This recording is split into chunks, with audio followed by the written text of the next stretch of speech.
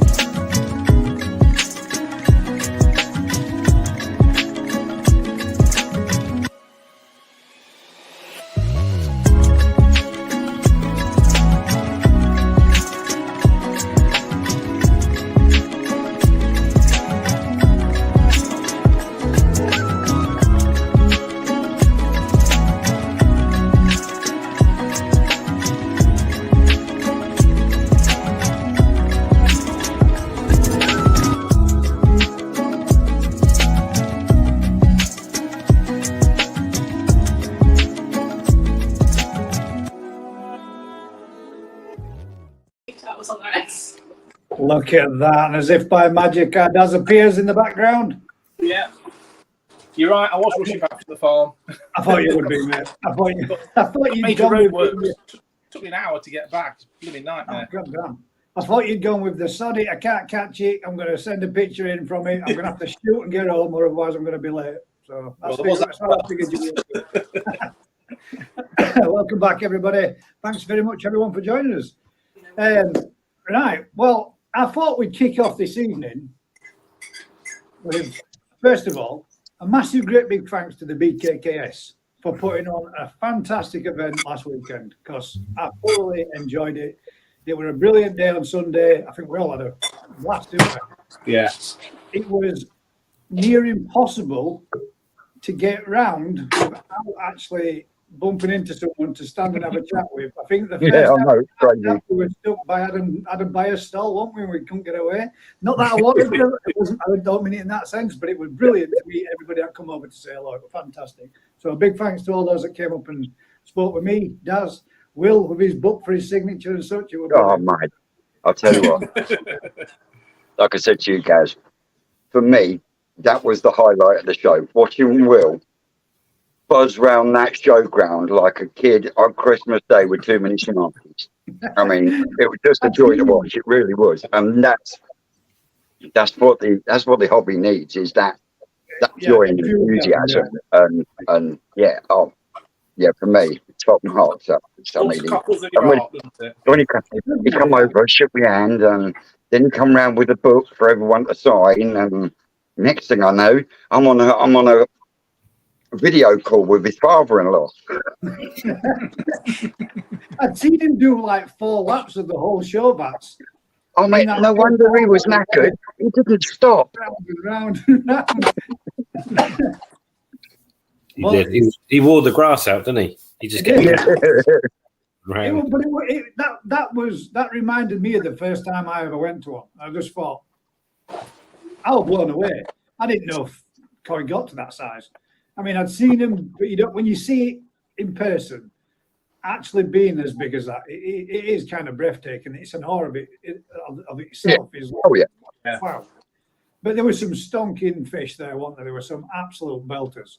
Grand champion taken as a sanker. Yeah. There was a nice fish, Vince. There you go. See, GC, a sanker. There was an even bigger one as well in the same tank. Yeah, there was a bigger one. I mean, personally, for me, I like the bigger one. I did. Have a word with Alan. Come on. There was some lovely big fish there, though, this year. There was some stonking. And I got to admit, it was 1,000 times better than last year, without a shadow of a doubt. It wasn't dominated with big chags either. There were big, varied fish. Right, I mean, size of chips fish. Have we got our first guest? Fernand Lads, come to join us with one of You've scared him off. Yeah, that's what I thought. Oh, sorry, not does. Vince, you scared him off. And look at this. Got an owl on a shoulder. Look out.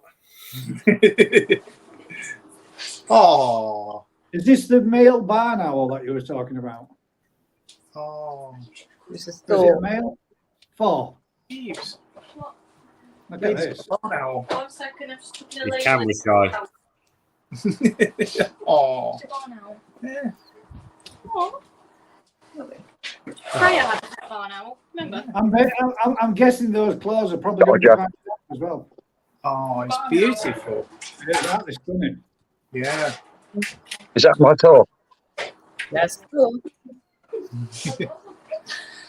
I would just like to say one thing beforehand.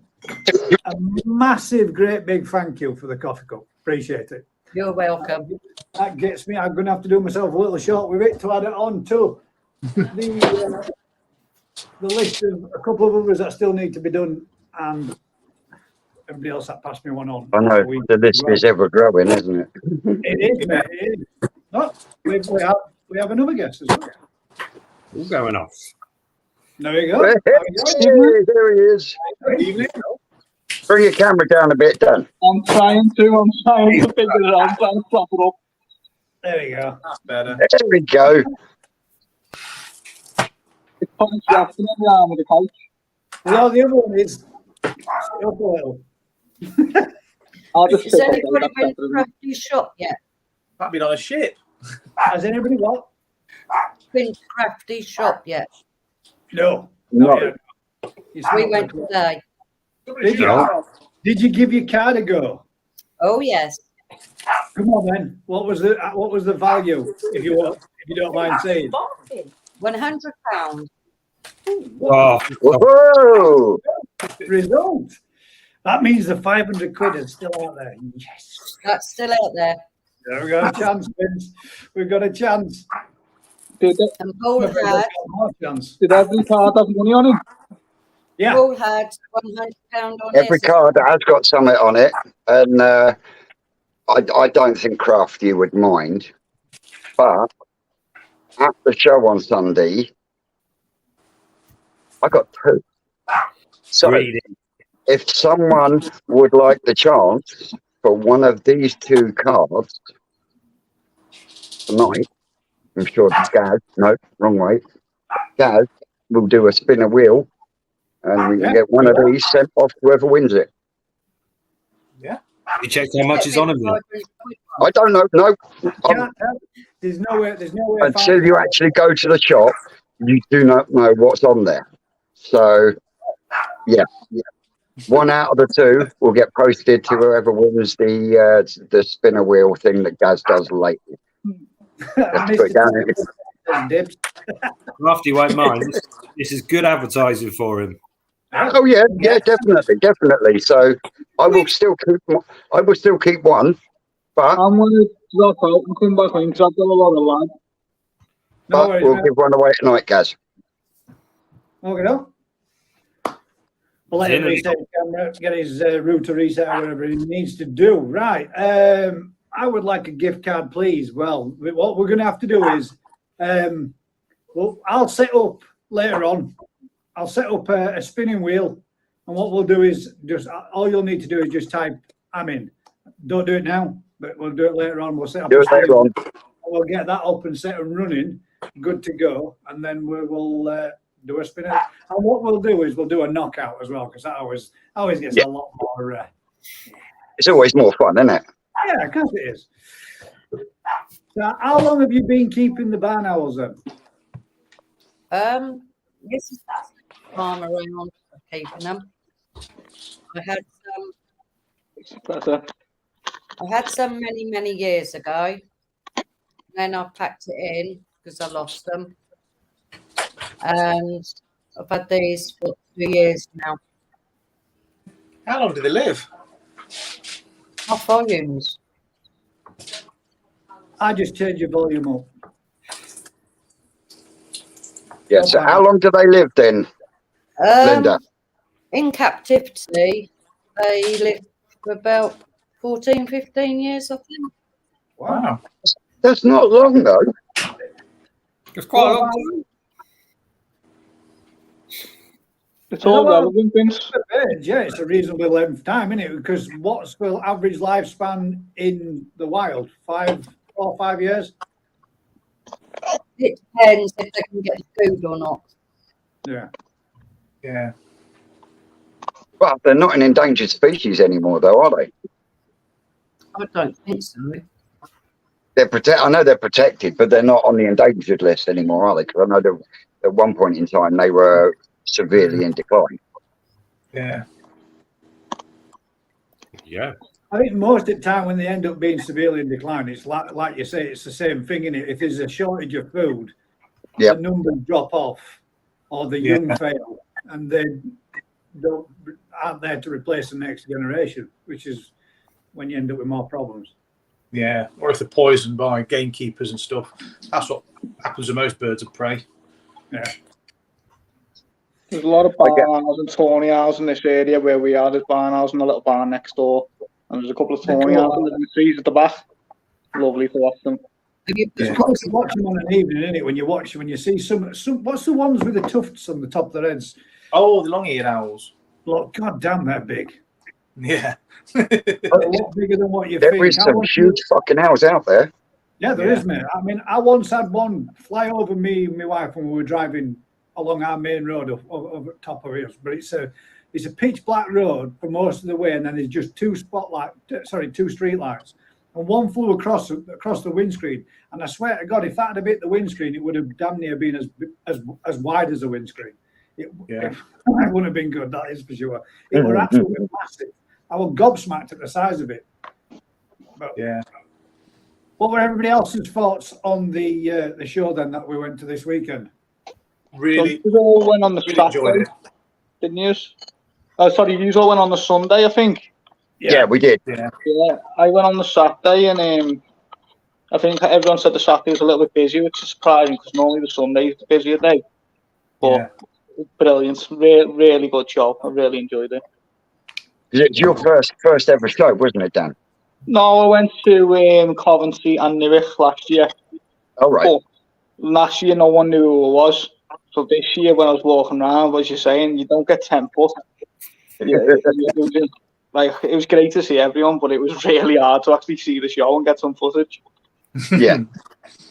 A lot of people have been saying that. I actually literally had to get round it. I had to kind of speed round every single vat. And by the time I'd got round after stopping and having a chat with as many people as I did, some of the stalls were half packed up. I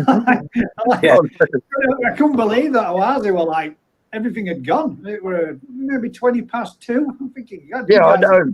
EA was packing down. Yeah, couldn't believe it. On the Saturday, I've seen a couple of dealers were doing deals and offloading the fish. And I thought that was strange because I thought, why are they trying to sell out on the Saturday? Normally that's the Sunday's job, isn't it?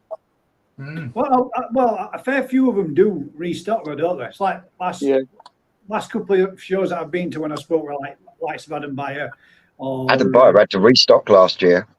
Mark Chatter, he had to restock last year at the Newark. He'd sold out nearly on most of them. So on day one, they do get pretty low, and if you've got nothing to offer again following day, you're gonna have to whiz back and pick some up. So I think it's a good chance for him to push out more and more fish, though, isn't it?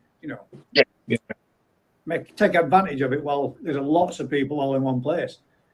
They reckon Sunday wasn't as busy as Saturday, but there was a lot of foot traffic Sunday. Yeah. There was still a hell of a lot of foot traffic. I mean, some of them tents, you really had to hang about outside for 5 minutes before you could get in round the vat.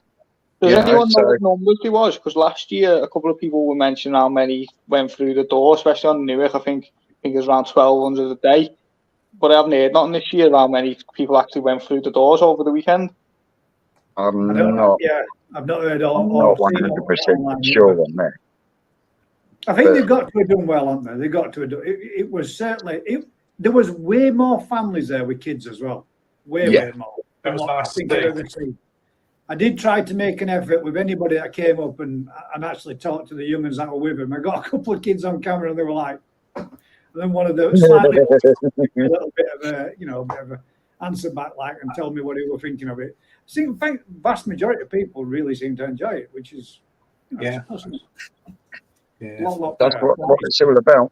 And there was a lot more competitors that were there for the first time as well, which was nice to see. And big shout out to Cashy for his 1, 2, 3 on his first ever show. Nice one, boy. Cash, Lee Hadfield and Chip all done really well. The people I knew. Lee Hadfield had 13 rosettes. So, I mean, that can't be sniffed at, you know what I mean? Yeah. John Dunlop, the People's Choice Award. What is the People's Choice Award? How does that work? Is that what somebody vote for? You have to. Yeah, so you can vote. I think by the entrance you could vote. I missed it. I didn't vote for anyone. I wondered how it came about. How we actually did it. I didn't know. I hadn't seen anything. Well, surely that one though. They should wait with that one until the Sunday when people have finished going through the door on the Sunday as well. Well, ideally, yeah. Everything's judged on the Saturday, so the vote would be on the Saturday. Yeah. Benched on the Friday. Judged on the Saturday and then awarded on the Sunday. I think they had to bench by about 2 o'clock on the Friday. I think it was something like that because I know Cashy was a bit late and the judges held off for him for a few hours, which was really good. He said that he went out the way to help him quite a lot, which was great. Fair show and stuff. It was a good deal. Which did he get his first with? The Sonogoy, the Gimlin Sonogoy. Is that the Kashi? You're in now. I've seen you. Is the Seragoy from Japan? No, it's Yoshiki. Is it Yoshiki? Because you said he got one Japanese and 2 Polish. So yeah, I think.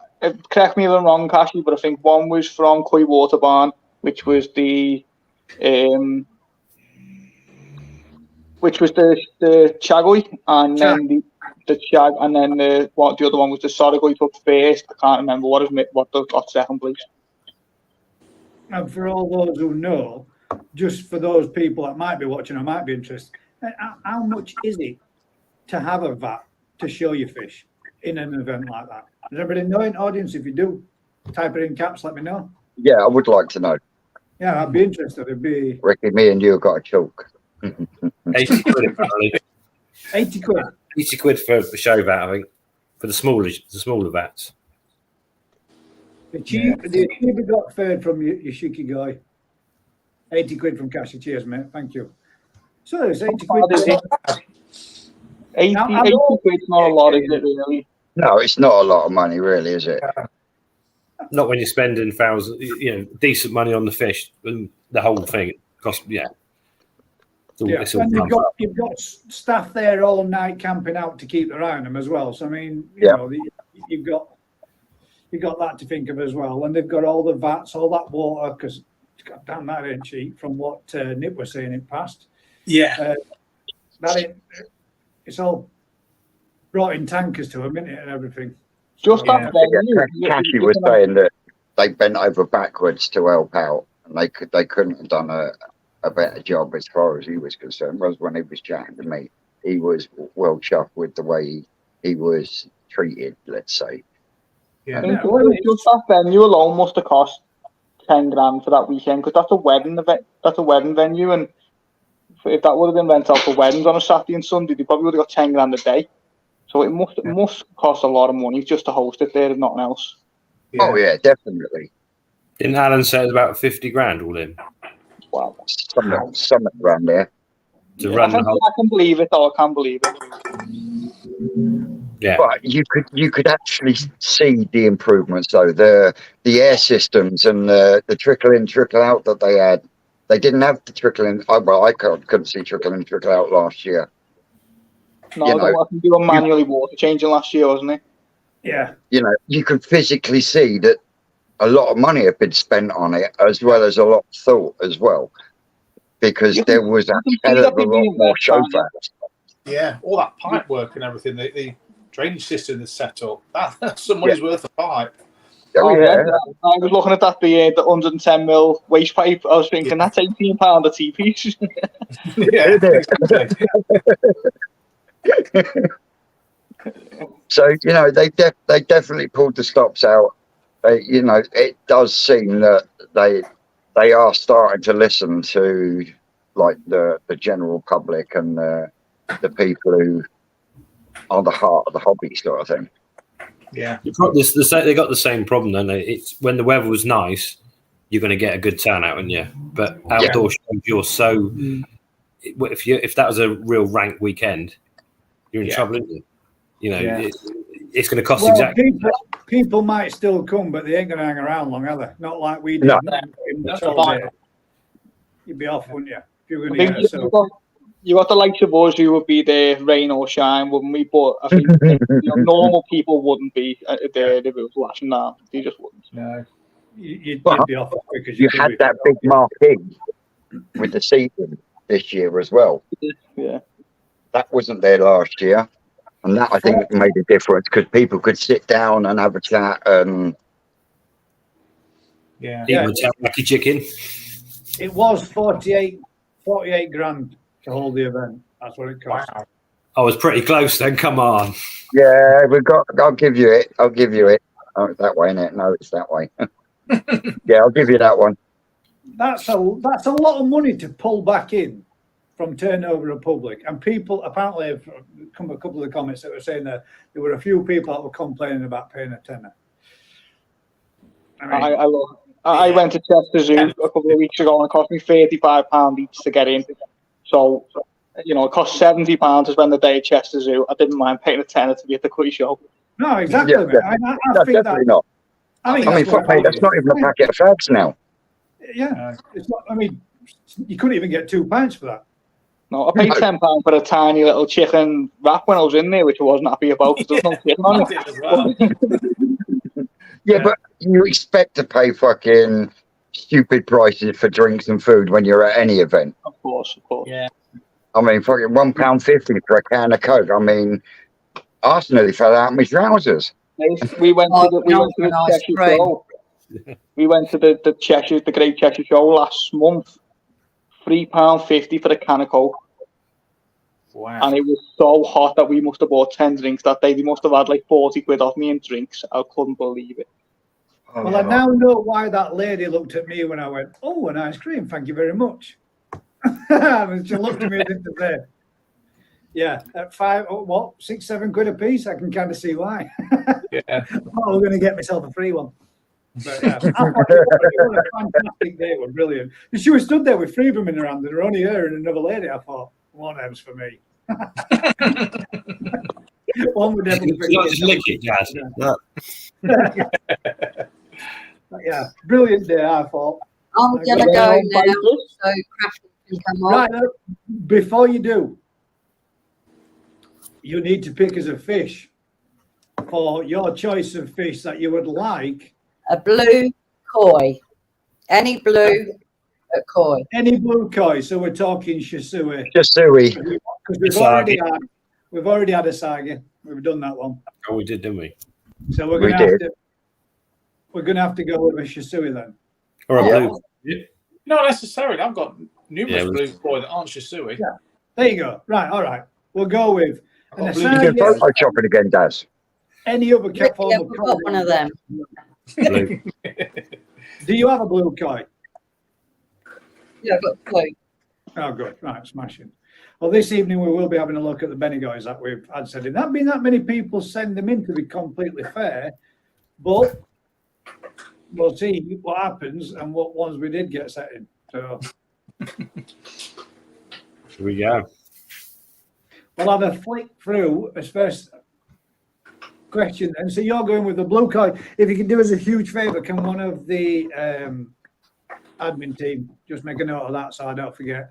And I think that's probably going to be in 5 weeks' time. Yeah. 5 weeks. Well, yeah, we ended up with 4 picked last week, didn't we? Yeah, we did, didn't we? Dino picked, someone else picked, and See you yeah. soon. Yeah, Linda. You've got a little bit ahead of yourself.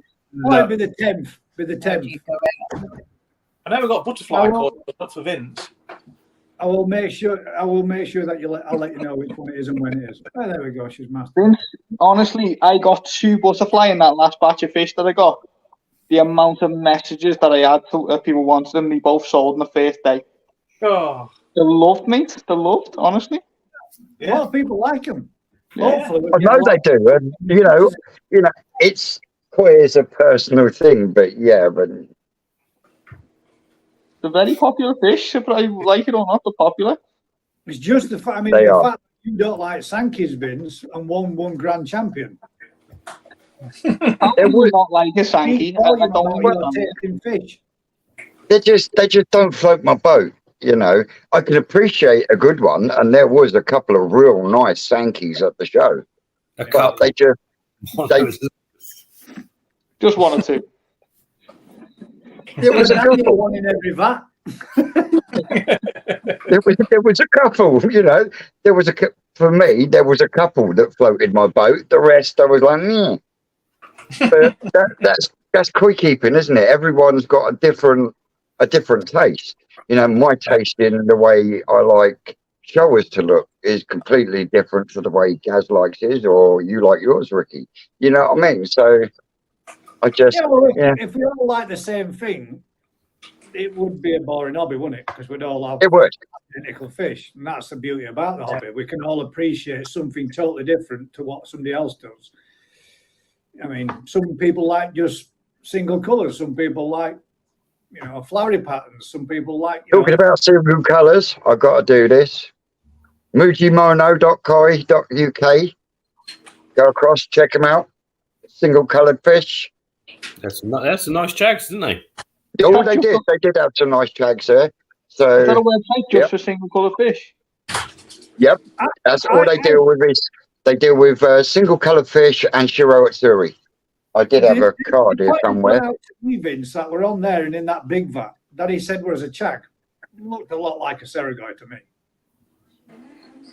You get different shades, colours, but Yeah, Same, same. Yeah, there were a couple in there that were skating the line between a Soragoi and a Jagoi. Yeah. But there are lots of different colours in Chags, are there? A lot more than one. Yeah. I actually realised doing a bit of research on it the other day when we were looking at them. I thought, Yeah. God damn, there's a lot more than what I thought. Yeah. But yeah, Surprising.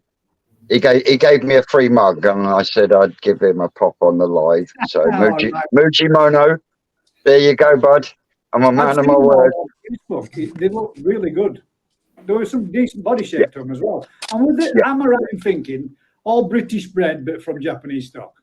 Yeah, he literally he breeds it. From what he was saying to us, he breeds them himself, but the parents are from specific Japanese breeders, and they are a one-on-one pairing, like they would be as if they were in Japan. He must have a lot of calls to end up with only single colour fish at the end of it, though. If you've just born Soragoi or Chago, you're going to get all kinds come out of that. To only keep the colours, you'd be culling all day. Yeah, no, if you breed true, they come out true. Yeah. With 2 Chags, you get 100,000 Chags, exactly the same. You're graded towards body and scalation. But no one breeds Soragoi, do they? None of the Japanese farms breed Soragoi, and a lot of Soragoi come from Chiba and stuff like that. Yeah, Sorogois are different because you don't. Yeah, there's not the market for them, so you get them out of the Chiba. But if you breed Crashagoi, you just get Crashagoi. You breed Chags, you just get Chags.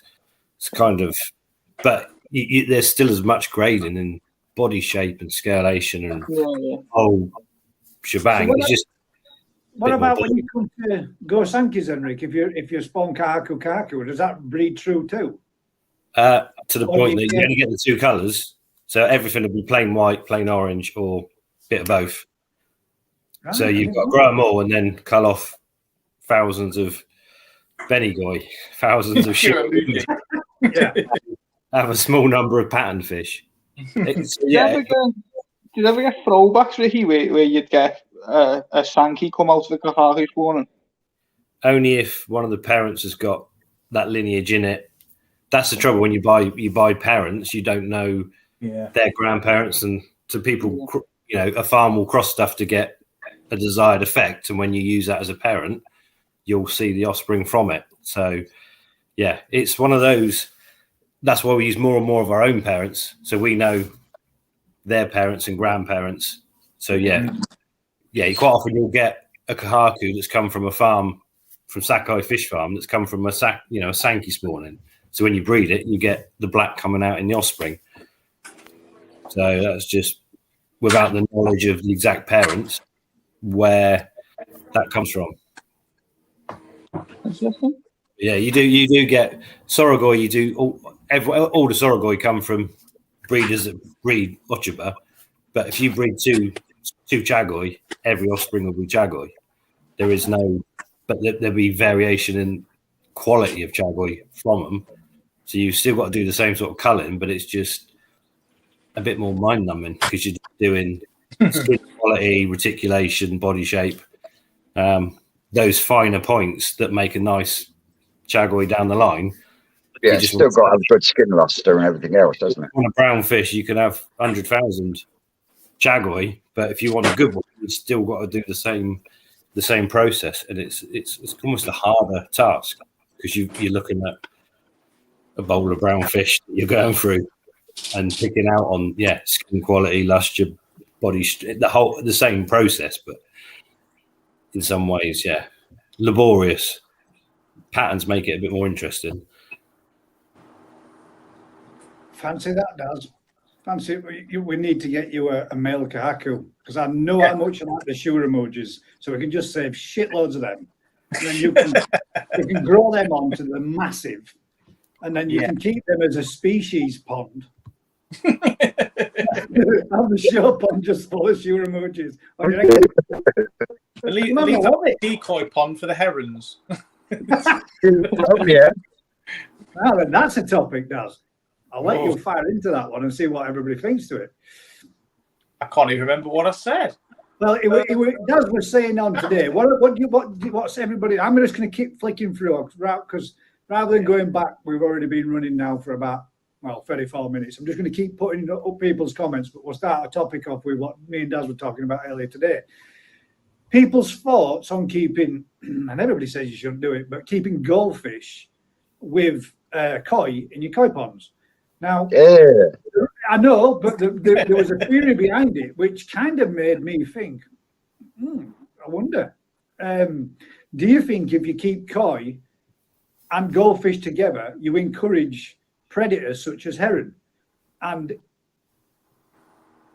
the reason for saying this is Daz has got some fish quite recently from a friend of his. He took the koi and removed the koi, leaving just the goldfish, and the woman had never ever had any problems with any predator birds or anything like that coming around the pond. As soon as all the koi had gone, so did all the goldfish, as lunch for somebody else. So do you think perhaps maybe keeping goldfish in your pond, is anybody out there that's got goldfish in the pond that gets heron attacks? It's anything linked or related to keeping goldfish? And what are your opinions on keeping goldfish? Isn't that just because koi are more skittish? Sorry, goldfish are more skittish, and koi are just, you know, greedy and want to eat the top, so they hang around the top. Goldfish are normally stupid. They're sitting ducks normally. But for the heron to pick a koi over a goldfish, that doesn't seem. No, the heron was picking the goldfish over the koi. Oh, sorry, I got that wrong. That's what I said. They took all the koi out. All that was left was the goldfish, and then the heron took the goldfish. Yeah, so it was almost like the koi were scaring the heron off while they were there for the presents. I need some of them koi. Yeah. I think they were double hard bastards from up north. Well, there you go. That explains it. There's not more to it. I think the problem is if you have goldfish in your pond, A, you attract the herons because they're a size that they want to eat. B, they'll spawn in your pond. 100% they'll spawn in your pond, and you have loads of little brown goldfish in your pond because all goldfish start life brown, and you don't notice them, and suddenly, I've got loads of little brown goldfish, and you can't get them out. Trying to catch a load of goldfish out of a pond is pretty much impossible. So, if you don't want goldfish in your pond, don't put goldfish in your pond. Done. Yeah. That's what the heron come into the pond. Well, I know a lot of people think, it's not a good thing, and a lot of people don't really like any other form of fishing with koi. But my dad's done it, still does it. Never had a predator around his pond yet. But that's because there's some reasonably sized koi in there. Makes you wonder. If you took the koi out, would you have a problem? If they'd nail all the goldfish, or shabubkin. Similar thing out there anyway, practically a goldfish anyway. Poor man's koi, they call them, don't they, shabubkin? What do you reckon? Don't let Stubbsy hear you fucking say that. Oh, God. You mean that? They're beautiful, honest. That's old Chris Stubbs from Stubbs Aquatic. Yeah. But I mean, some of them are genuine. That's what they class them as, though, don't they? The poor man's koi.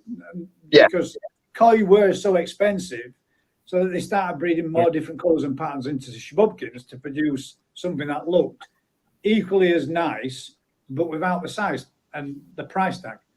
So that, I mean, just because they're even doing kahaku platies now. Yeah, and swordtails as well. And they are brilliant white and red, just like a kahaku pattern. It's crazy, but how much the koi has gone into the tropical side as well with that, because it's not the only fish that they're doing koi colours in the tropical fish line. Yeah, that's natural progression, though, isn't it? Yeah, you've got your basic stock, and then you make them fancier, longer tails or colours, or you breed them. You take inspiration, don't you? You look at a koi, you like a koi, you think, can I do that to a tropical fish? And that's what happens, isn't it? Vice versa and stuff like that. The only thing I don't agree with is these ones that inject what is it, squid DNA or into the fish to make them glow and stuff like that. I don't agree with that shit. I don't. No, me neither, mate. I don't either. America's bad for that. Or cutting fish. Not yet. Whoa. Not yet. That's for later on. Yeah. Pinky says, how do I get my babies to stop ping-ponging when I approach the pond? Approach it more often and more regular. Sit on the edge of the pond and spend some time there. Yeah, But what's these ping-ponging? temperatures, Oh, crab sticks. Yeah. It's they look at you as a shadow and a predator and a fear factor, isn't it? So yeah. the They more must they be see very you, the nervous. more they get used to you, the more you interact with them. You know, I have heard people say this before about people think like my koi loves me and stuff, and I don't agree with that in the slightest. They like No. food. But Becky can go and sit on the pond, and they'll come over to her a lot more than me, and it's just because she's got more patience and she spends a lot more time just sat on the edge of the pond than I do. I've got no patience to, you know, if I've sat on the edge of the pond, I get up and go and clean something up, build something up. I can't sit still. But she'll literally sit there for half an hour with her fingers in the water, and they're a lot more likely to come over to her than they are to me. Oh, I won't make no denials. Susan was the one that got my pond hand tamed with the old hand feeding. Because, like I say, Danny, I'm always bouncing around doing something fucking else. You must know You know. where he is. He's going to start banging or cutting something now, or you know. So they get spooked every time. They are all right, and they will come over, but they do get spooked when I'm around. I think Pace that. the more you interact with them, definitely the more they get used to you. If I go down to pond, my fish come to the side to be fed. If my wife goes down to pond, it's normally a panic and move because most of the time Marie's putting washing out, which kind of spooks them a bit. So when they see Marie, they kind of dit off and hide a bit. But if I go down, they'll always come to top, always come to service. Even so much because I spent a lot of time out there every weekend with them, or every evening, every morning, they always react to me coming out to them to feed them. When I used to take our Zeus down, not so much now with Sonny, but they do a little bit, but not like they did with Zeus. They used to come and approach the dog, and they'd come up to his face, and he'd just be nose to nose with him. And they really did get, even to a point where if I were bowling him up, he could stick his head in that ball, and that fish never even flinched, never even moved, weren't bothered at all. Stacey tried doing that until Betty opened her mouth and she shit herself and almost went in the pond. I do think they know the feeder, but I Oh, think yeah. it's Definitely. not Yeah. so much with the I recognise him more to that's that dude that feeds us, and it's Sounds as well, guys. Sounds as well. Well, that's why the Japanese have a bell to ring, don't they? They ring a bell, or some people stamp at side of the pond, or knock on side of the pond to give them something associated with the feeding, don't they? Mate, all I've got to do is pick my tub up and they're there. I don't even have to shake the fucking thing. I think it's down to vibrations and stuff like that as well. Like they hear me come flooding down to the pond, boom, boom, boom, 17 stone, compared to Becky walking down. I think it all that matters, because you'll feel the vibration come through the floor. Do you know what I mean? Me stamping on that concrete path compared to her. I've been down the farm and I've been walking around with Ricky, and as soon as they hear that quad, they're fucking up and they're over to a certain point, ready for the quad to come past, because they know when the vibrations hit that point, food's coming in. It's crazy to watch, but it's mad, isn't it? Yeah. You can drive to one end of a pond and 100 meters away, the whole pond just moves towards the quad, and they'll follow it back up the pond. Yeah, they love it. It's fucking crazy to watch, honestly. It is. They learn it pretty damn quick. Yeah. But yeah, vibrations is king. They can't really see you. It's that who makes a noise, who rattles a tub, who opens the door. That door opens, they get fed. So the quad, obviously, the quad's distinctive, but quad or footprints or whatever, if you walk in a certain way all the time, like I'm quite heavy-footed, they'll get used to that and know where I'm coming, and to flee essentially, whereas Becky's a lot calm and walk down a lot quieter, the way vibrations will be a lot less than mine, and they probably react better to that. Yeah. It's crazy to think, though. It's the complete opposite when you're fishing. They hear that foot and that stamp and that bang, and they're gone out there. They're off. Yeah. You're trying to catch them, drag them out, aren't you? Oh, yeah, I mean, it's mad how their natural instinct has been flipped reverse. Yeah, true. I suppose when they've got nothing to fear, when there's no predator essentially in koi, most koi ponds haven't really got nothing to fear. They grow to get used to not having anything to fear, not being skittish. Well, it's Whereas the same- obviously koi get caught in the with the wild, net, they know to go. You get a net out, and all of a sudden they know what's coming. They all just boom, they get But as far Mikey, away from it as they thank you. can. If I'm trying to catch a fish in that big pond, I can catch that Sankey 5 times, and I can't catch one of the other fish. She just gets in the net. I don't know what's wrong with it. She just like swims into it. Yeah. You do find that you can always get some. It's like when somebody was saying, Aaron was saying earlier this week, he'd been trying to catch that Bendigo to show us his Bendigo for tonight. And he'd spent every night this week, he caught every other fish, God knows how many times, but that Bendigo were all over the place. Yeah. He struggled like hell. You were about to give up and said, if I don't catch it tonight, guys, you're just getting some underwater footage of it because I can't be asked. that's how bad it got with him. He couldn't catch it for nothing.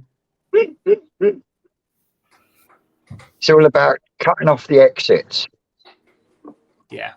I think being calm as well. I think if you turning where it's going to go. you're going in with a big pan net, like my big net's 80 cm, as long as you're calm and you glide that through the water, normally you can catch them without too much of a fuss. Oh yeah, definitely. Yeah. I think if you just start swinging the net round, you've lost a battle. Yeah. I can honestly, and I've shown these guys, at times, if I put the net in, I'll leave it there and just let them get used to it a little bit, and then I'll go around and I'll get all the big ones. No, Gaz. They just swim straight into the net for you. They do. Gaz is the master with the net. I've literally I've got a little bit at the bottom, this end where the plants are. There's a little gap where I can put my hand in. And I can put my hand in there and pick up a fish and bring it out. And they will literally just come and swim into my hand. One fish I can do that with. I've not all of them. Perhaps maybe about 5 or 6 of them I can do that with nearly every time. They'll come up and just start sucking on my hand. If I get in the pond when there's no worse than trying to get rid of lilies. So I get in and I pull them right down from bottom of the pot so that there's no there for them to nibble at and chew at and start wrecking them anymore. So I'll get in just with thoughts. And then within 5 minutes of being in there, they're sucking on your legs, which feels well weird. You think they'd be spooked off and they'd swim away, but they ain't bothered at all. That's what waders are for, Gaz. It's my pond's not deep enough for waders, is it? I mean, if I put I look a bit of a silly bugger wondering chest waders when it's only up to my balls. I was going to say, you'd be all right with a pair of wellies, wouldn't you? Your size of your pond.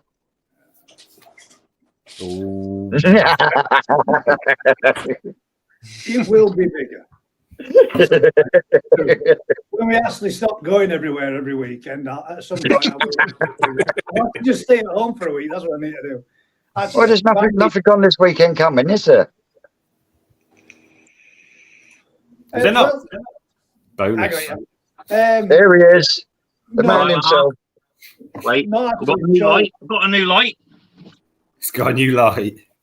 Oh, Will and his gadgets. Go on, Right. show us the new gadget. No, you can't because it's on me. It's on me. My phone's connected to it. Oh, you mean you've got some backlighting? Wait. Get you, Mr. Technology. Good, Not isn't that it? you need it in the daylight light, but yeah. Did you get your makeup done before you came on? Gonna buy a book. What's it worth? 10,000 normal value. It's got graffiti in it. It's no good. What's that? Hang on. How many did you get in total? Do you want to borrow some fingers? 22. 22.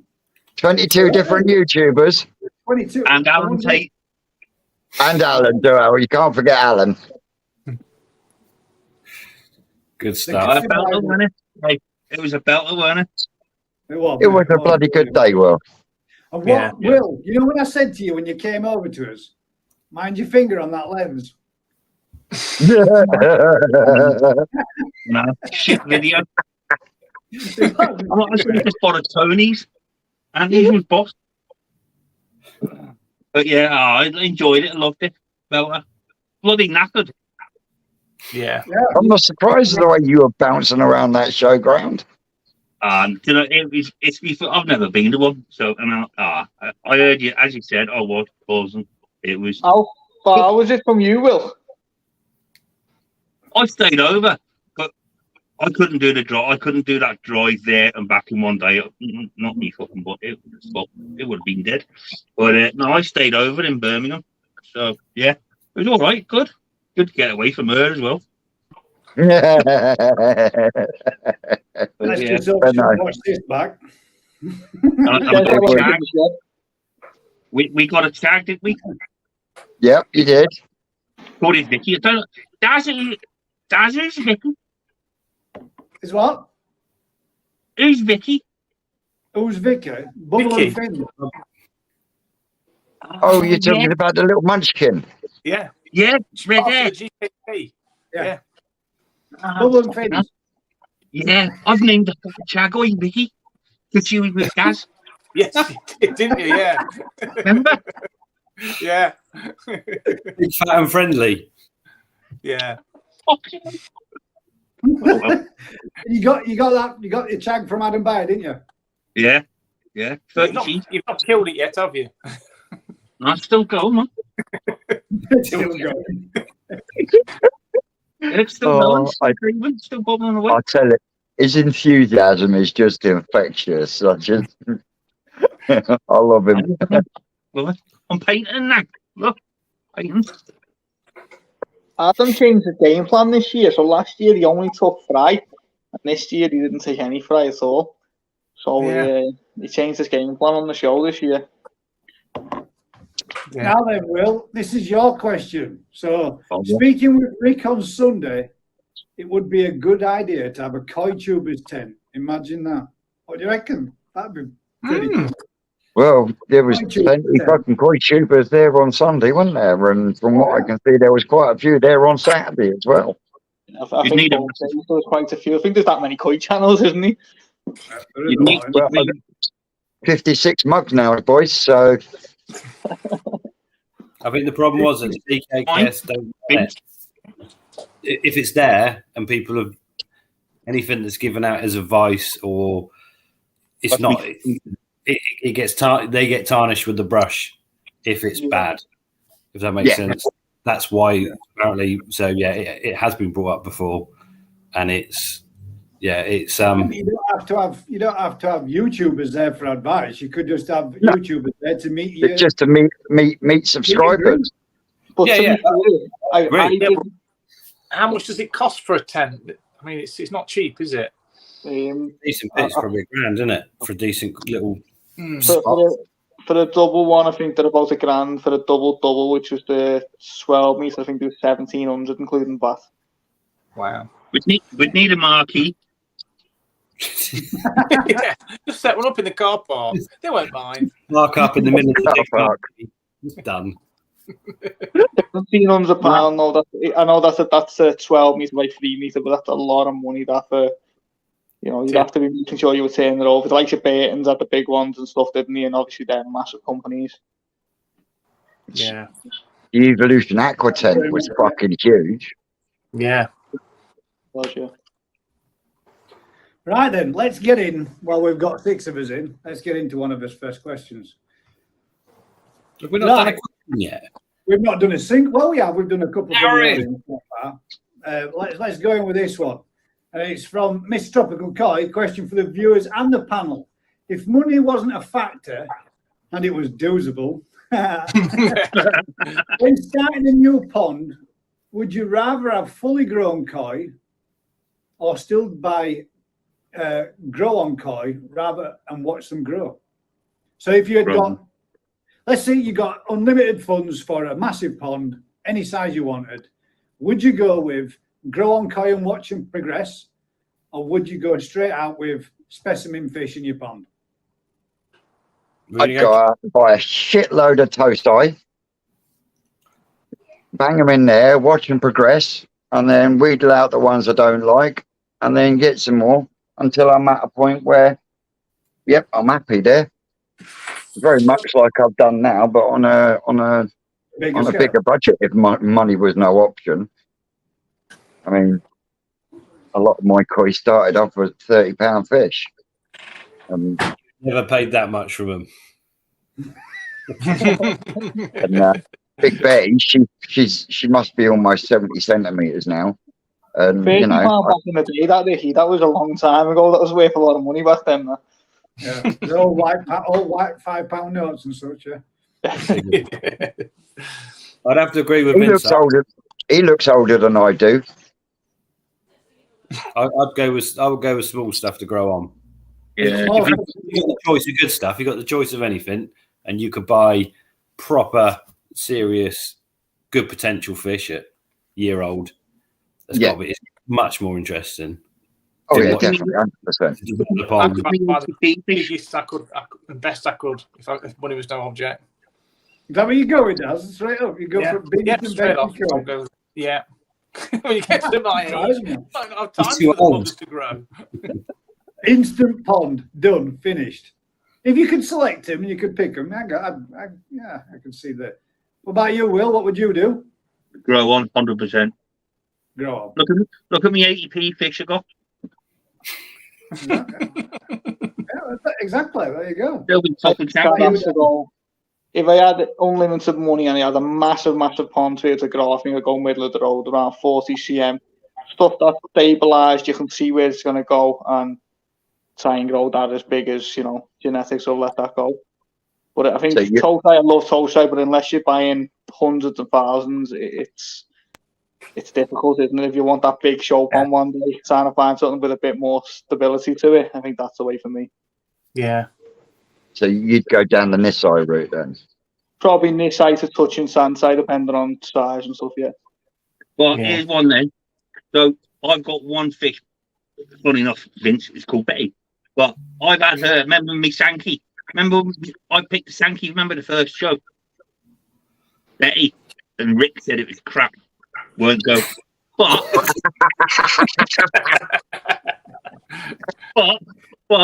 I couldn't never get rid of that. And it's massive for my pond. Well, for my pond anyway. But I could never get rid of it. So He's gone now. You know what I mean? So yeah. I'm going to throw another, sorry to jump on questions, but what's everyone's dream size pond in measurements?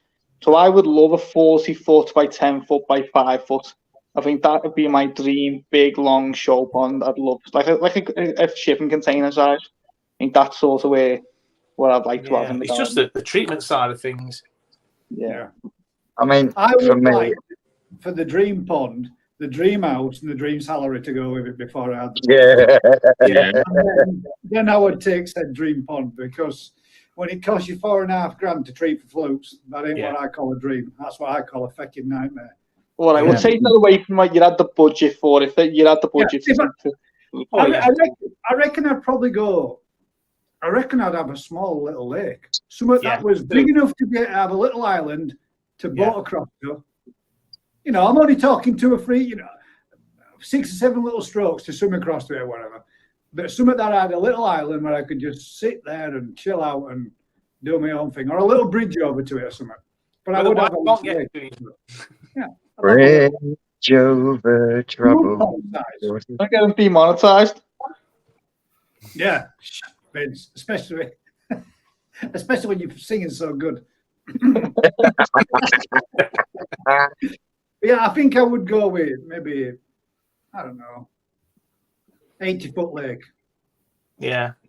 And I'd like maybe like Alan has, with stick to just one species in it. If I were going to do that kind of thing. I'd love a specimen pond. I'd love to just have a pond of achiever. All different, from hardly any brown to like pretty much all brown. I'd love that.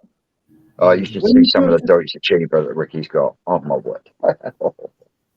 When you go to a show and you see a load of Shirotsuris, man, they look sweet. All that black and white looks brilliant. Oh, yeah. Everyone was showing Shiro this year. Everyone had Shiro. Yeah, we did. There were a lot, wasn't there? Heck of a lot. There was some done. I didn't see any. Was there any Beckos this year? I didn't see any. No, there was one of the show. One of the show bouts. One won a prize, but I think there's a category just for Becco, isn't it? So it's pretty much a no-brainer. He's going to take one.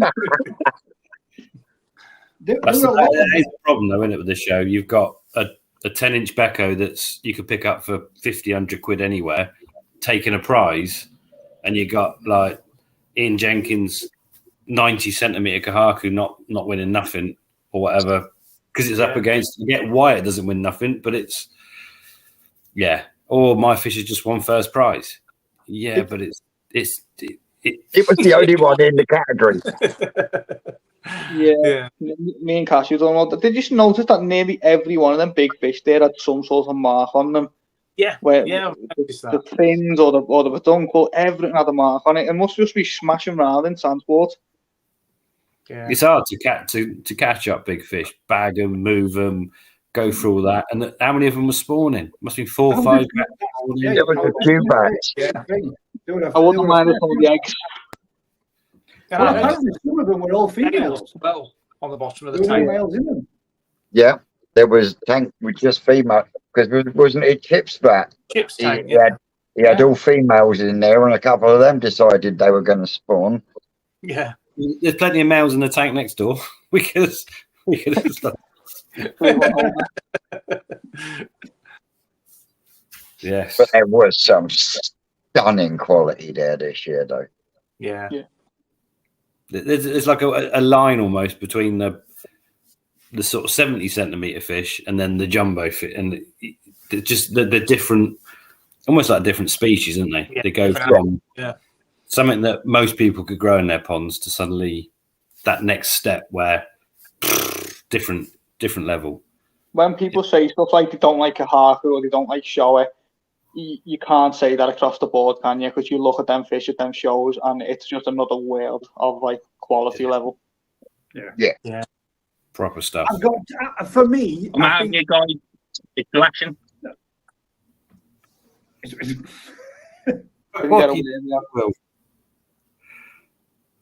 We lost him. Who lost he's Will? going all right, jerky one of them. I don't know what's going on. See you in a bit. Well, there you go. I think the Goshki that was in with the show which won Grand Champion last year, that Goshki that were in there, that fish. And personally, for me, and I'm probably really going to upset the guy, I think last year that shower looked way better than what it did this year. Way better. We get that. The Goshki looked better than it did last year. Yeah. Two beautiful fish, don't get me wrong. Yeah. I just think there was more, it looked to have more Ginrin visible on it last season than what it did this season. The Simi have come up more, hasn't it, through the Ginrin? Yeah.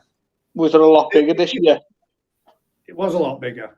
Yeah, it makes a difference, doesn't it? They peak, don't they? And then when they carry on getting bigger and bigger, it starts to fall off. Yeah. Well, it was almost like the Benny were coming up through the actual Ginrin itself, which last year was really bright silver.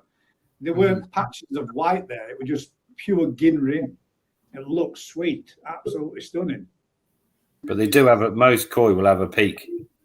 Yeah. Mums have a peak, don't they? So, yeah. Hey, He's upstairs, a profit boy. right, spin your phone over where, mate. Spin your phone, you tip. Nara. Hello, guys. Yeah. Spin your phone over where. I'm on there. And then turn your sound down in background. You don't need Hey, there we go. It gets there in the end, a bit like British Rail. Yeah. Turn your TV down. We can hear ourselves.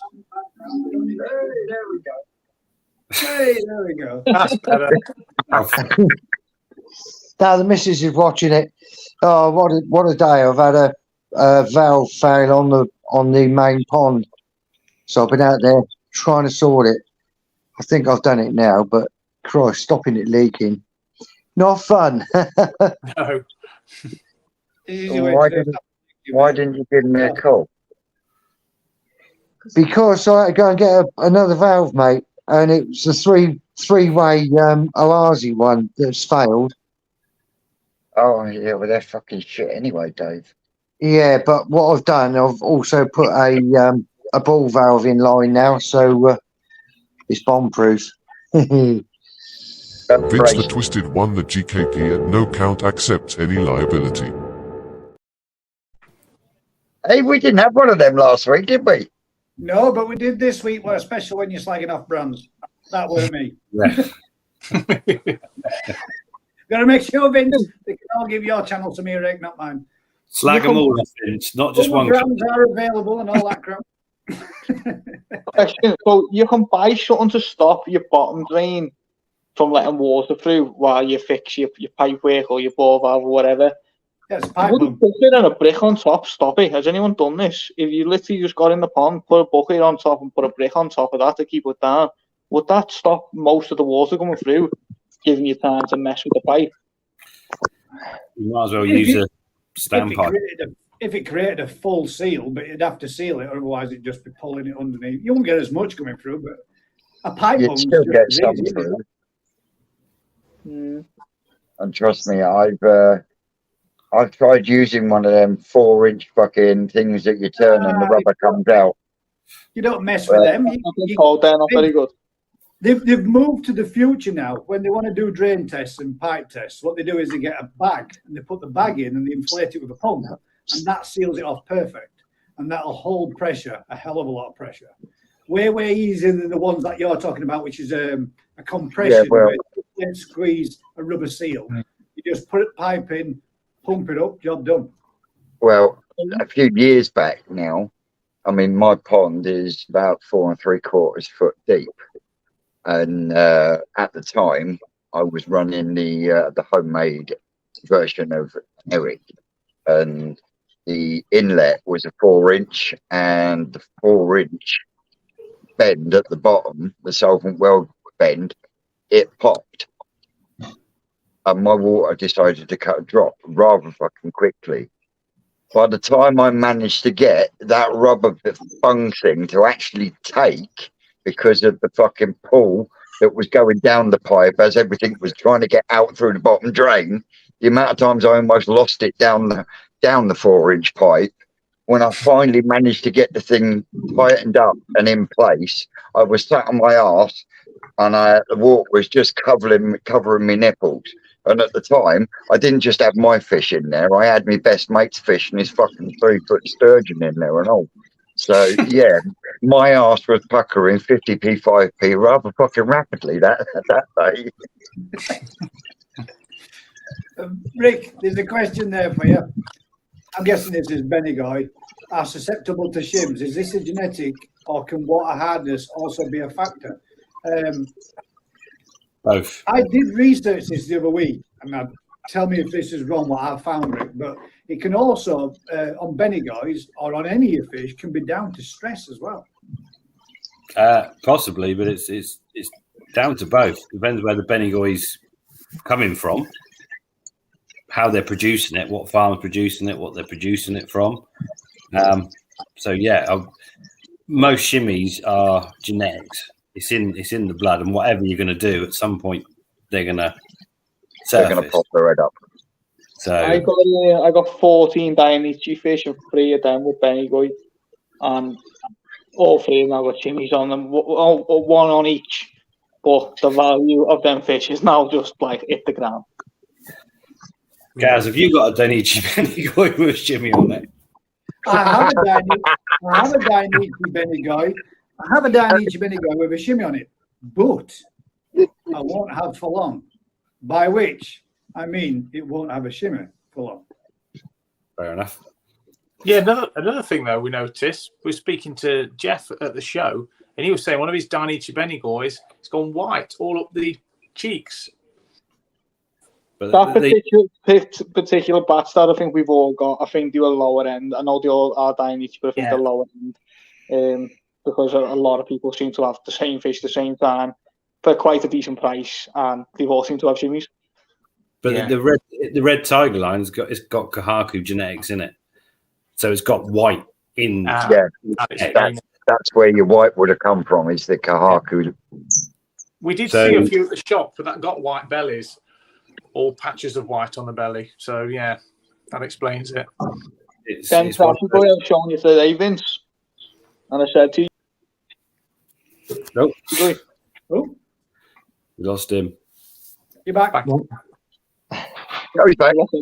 yeah, Back, so you dipped out and dropped. they are crashy guys. They were originally crashy guy that now look like Kahaku. But I don't So think they're ever that's gonna. I don't think the Benny's ever gonna go red. I think they're gonna be white and yellow fish, but not yellow Yeah. as in a like yellowy, orangey sort of like a colour. Yeah, yellow orangey, yeah. So they're always gonna look like shit Kahaku, I think. Yeah. I think that's just what they are. They're just but I think that was how I described them, wasn't it? pretty much, yeah. But I was saying to you, I was like, they're not Kahaku, they're from the crashy guy. Yeah. So I rang anyway, and he said, no, they have come from a crashy guy line, and there must be, what Rick said, then there must be Kahaku in the line. Kahaku in there somewhere. There's only 3 of them out of about 50. There's only about 3 of them, but yeah, interesting.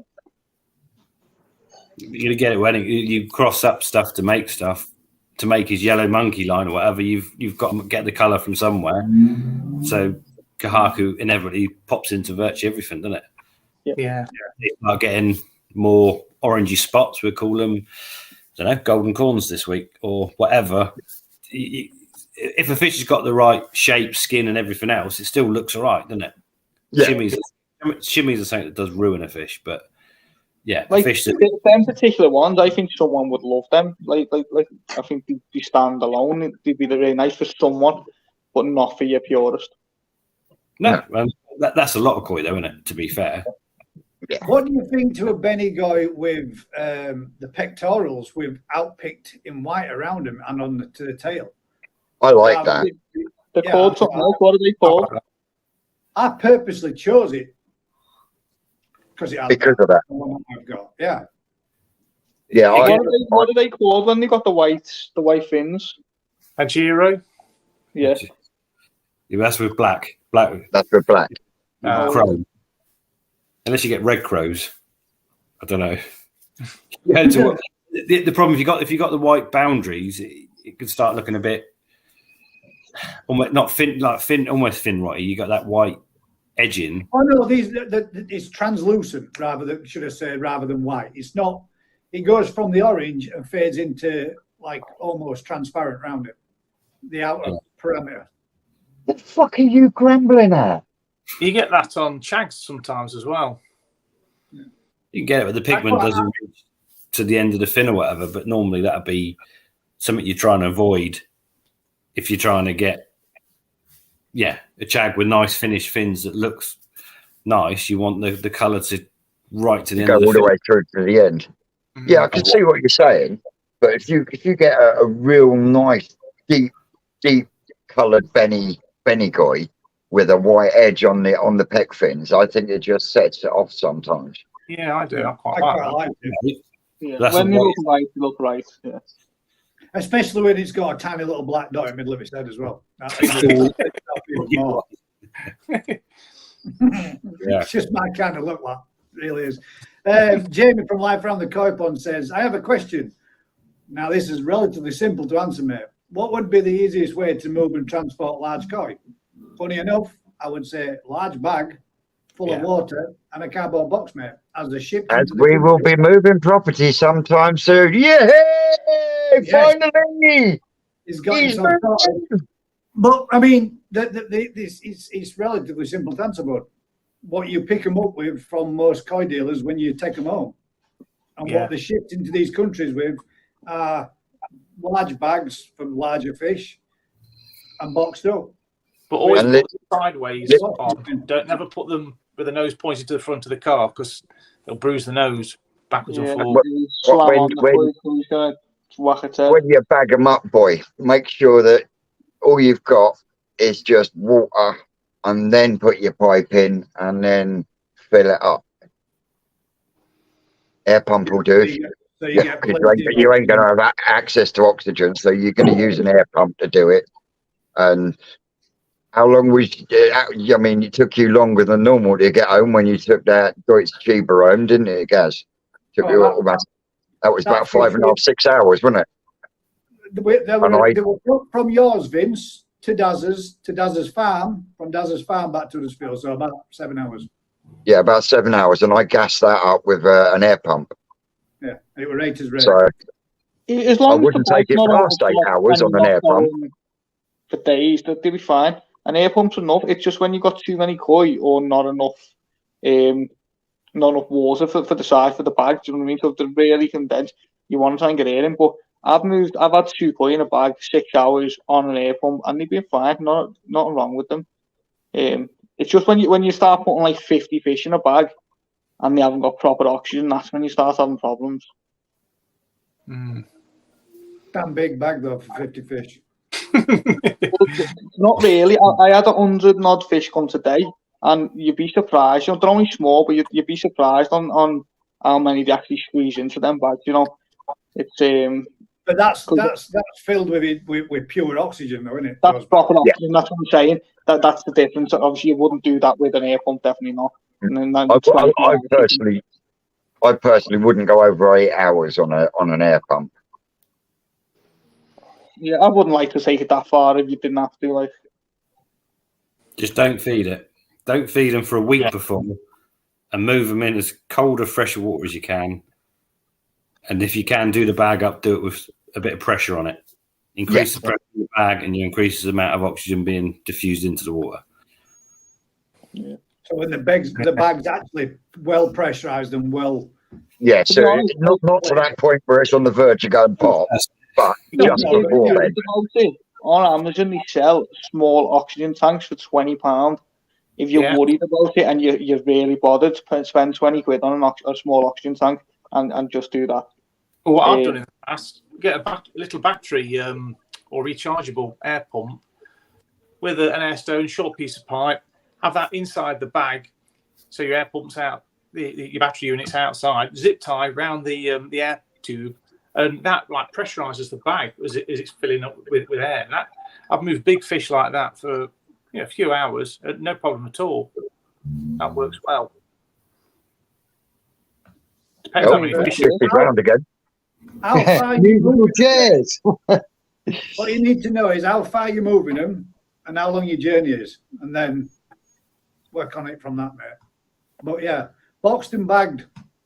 That way, then you've got plenty of.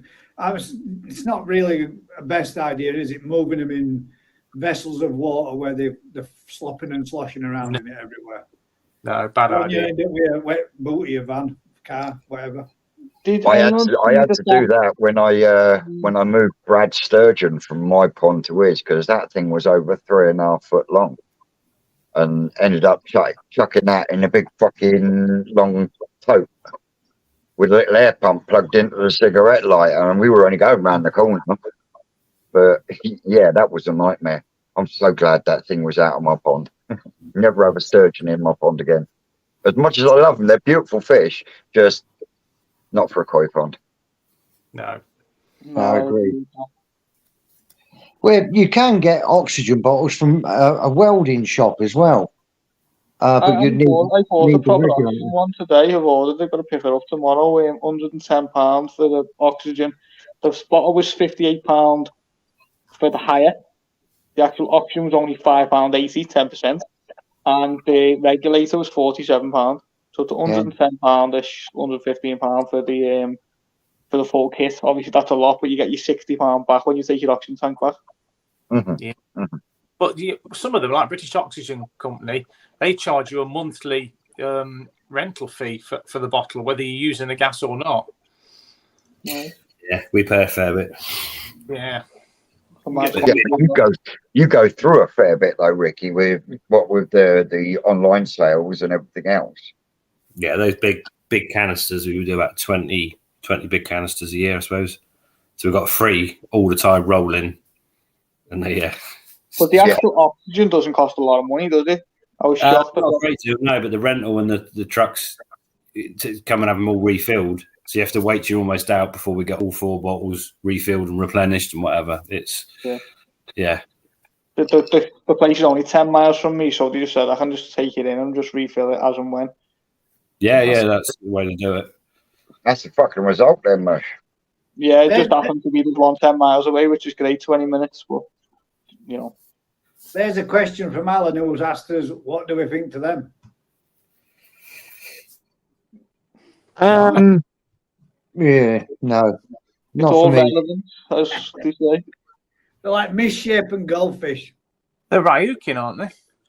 They don't Yeah, Well, that's what, when I googled it, that's what it came up with. Isn't that a Tana Saba or whatever it is? Yeah, what the sound about there. Yeah, I'm not keen on Tamasaba, to be honest. Not I cheap, told you, are they remind me of that frog that Shrek blows up when he puts a straw up his arse on the film. Yeah. If I was I mean, going to look at spend it. 150 quid on a fish, it wouldn't be that. Yeah, exactly. Yeah, exactly that, Very Dan. expensive goldfish. Exactly that. And No, some. I think that's a resounding result from everybody. Not much, mate. Yeah. To me, they look like they're always going to have a problem with swim bladder at some point in their life. Yeah. Give me a Randers any day. It can't. It's a freak of nature. It can't be normal. It's surely can't live a long, healthy life. Yeah, I think they're fairly robust, actually, the Tamasabas, but they're just ugly. They don't like them. It's like Blackmores. I can't see the fascination on them either. You probably like them, play them in a goldfish tank. Big buggy eyes. I don't know. I think Tails black eyes. are quite cool. Yeah, I don't mind them in a little tank, but I wouldn't have them in my pond either. Yeah, well, All fancy goldfish are the same sort of thing. You're breeding like you do with koi in a direction that's some people think's attractive, but a big brain off the top of your head around us. Yeah, it's not a brain, it's a wen. It's just jelly. I know. Same sort of thing, isn't it? Their bodies get so big that you can start having, like you say, you got to feed them the right stuff, or they bob upside down. Don't like cold temperature. We used to breed. I got an issue. One of them blocked a 4-inch drain and a recirc and killed so many koi for one big fat fancy golf. Just monstrous. It sealed a bottom drain any more perfectly if it had tried. Yeah. That's what you should do. You should have used, Vince, when you had your leak. You should have shoved some goldfish down it. Use it as a Run bug. down the road and just buy a Tamasaba. Check that, Yeah, they got their place, haven't they? But, Most people are saying they think it's recognizing, footsteps and footprint, as you're walking down into the garden. Some people are saying they know when they react to a light that's been turned on and stuff that they're going to get a certain treat or certain feeding. Yeah. Sorry. I'm going to jump off in a minute, but if you don't mind, guys, I'd just like to mention that me and Vince are going to start doing the auctions on a Sunday night, 7:30 p.m. on a Sunday. Auctions, yeah. So as of this Sunday, Japanese koi sold the first lot on Momotaro, Kahaku, Sakai, Goi mix, which is Karashi Goi, Chagoi, Chiba, and we got some the Marado fish as well. So yeah. So the idea is this auction is going to be, because my overheads are lower, obviously being at home, they're going to be high-end Japanese fish at lower-end prices. So I'm going to set them up for as low as I possibly can with increments of £2.50 minimum. And just want to try and give people a chance to buy some smaller fish at realistic prices. There you go, mate. Plugged away. Appreciate Like it. Just so you know, 7:30 Sunday night. Danny's channel. Vince will not be able to help you with anything technical. Practice first. Vince already pointed me in your direction, so you will be getting a call tomorrow about technical stuff, because I'm not very technical. I don't mind giving you it. Because I haven't got a clue either. So yeah, he said to me, "How do we do that?" I'm like, "Give Gaz a call." Pretty much how the conversation. Do you not want to give details? No. Yeah, so 7:30 on my channel, My Boys Koi. We're going to try and link it onto Vince's channel, but as I said, tutorials are useless, so we can't do that. It's on my channel. All right. You want to try the link up? Yeah. So I'll speak to you properly tomorrow, but how I tried to do it, it wanted me to have Vince's email and password, which it seemed a bit invasive, so I didn't want to do that. But I don't know if there's another way to do it. Right, no worries. I'll sort you. We'll get you up and running. Get it going. Hence why I said, call you. No problem. Give him a boom. But I'm going to get off now because I've took over the living room all night. But I really appreciate you letting me on. I've had a great night talking away. No problems. Yeah, okay. Awesome. No doubt. I'll speak to you tomorrow, boy. Speak to you all soon. I'll be in the comments. See you later. See you, Danny. Later, Dan. Yeah, 7:30 Sunday night. Wow. It'll be fun. There's something on every night. Oh yeah. Be square. And there we go. As one steps out, another one steps in. When he switches his camera on, let me know when you want to jump in. A boys visit. Oh, Ricky's walking with the elephants. So. Oh, okay. Which one was that? Crafty. Sorry. Device is not connected. We'll get it back in when it comes back on. I tell you what, though. Let's go with another question when you've finished. Go on. I am never gonna feed dry pellet again. Honestly, this moistening up the pellets just enough that they soak. Hang about, Vince. Say it nice and slowly for your fans. Say what? Mega munga. Moist. No, moist. Moist. Oh, moist. But no, I was actually talking to Frankie Coy earlier, and I said to him, "Well, you might not have Mega Munga mix." I said, "But give it a try with pure orange juice. Sort of ratio 1 cup of liquid to 4 cups of pellets. Let them moisten it up, suck it in, and then once it stops sticking together, feed it to your fish." And honestly, mate, like Ricky says, they do. They beat the living shit out of it, and they are eating twice as much, twice as quick. I'll do it for you, Rick. So, yeah. He's done it again, Rick. 2 weeks in a row. I've had to go visit the IPA shop. So yeah, moistening the old pellets up, I think, has really improved the feeding. To be totally honest. Yeah, he's back in. Look, You've been crafty. You've been crafty. You had some good advertising earlier, mate. Fendon Lass was in here, waving her card. Yeah, we had Fendon. She won 2 £100 gift vouchers for that. Is it a mistake? They're all 100 quidders. There was 2. Her and her old man, they got them at separate times, and they both had 100 quid on them. Oh, fucking window! What do you think to us doing? You know, because there were some people that when you said pick a card, yeah, pick 2.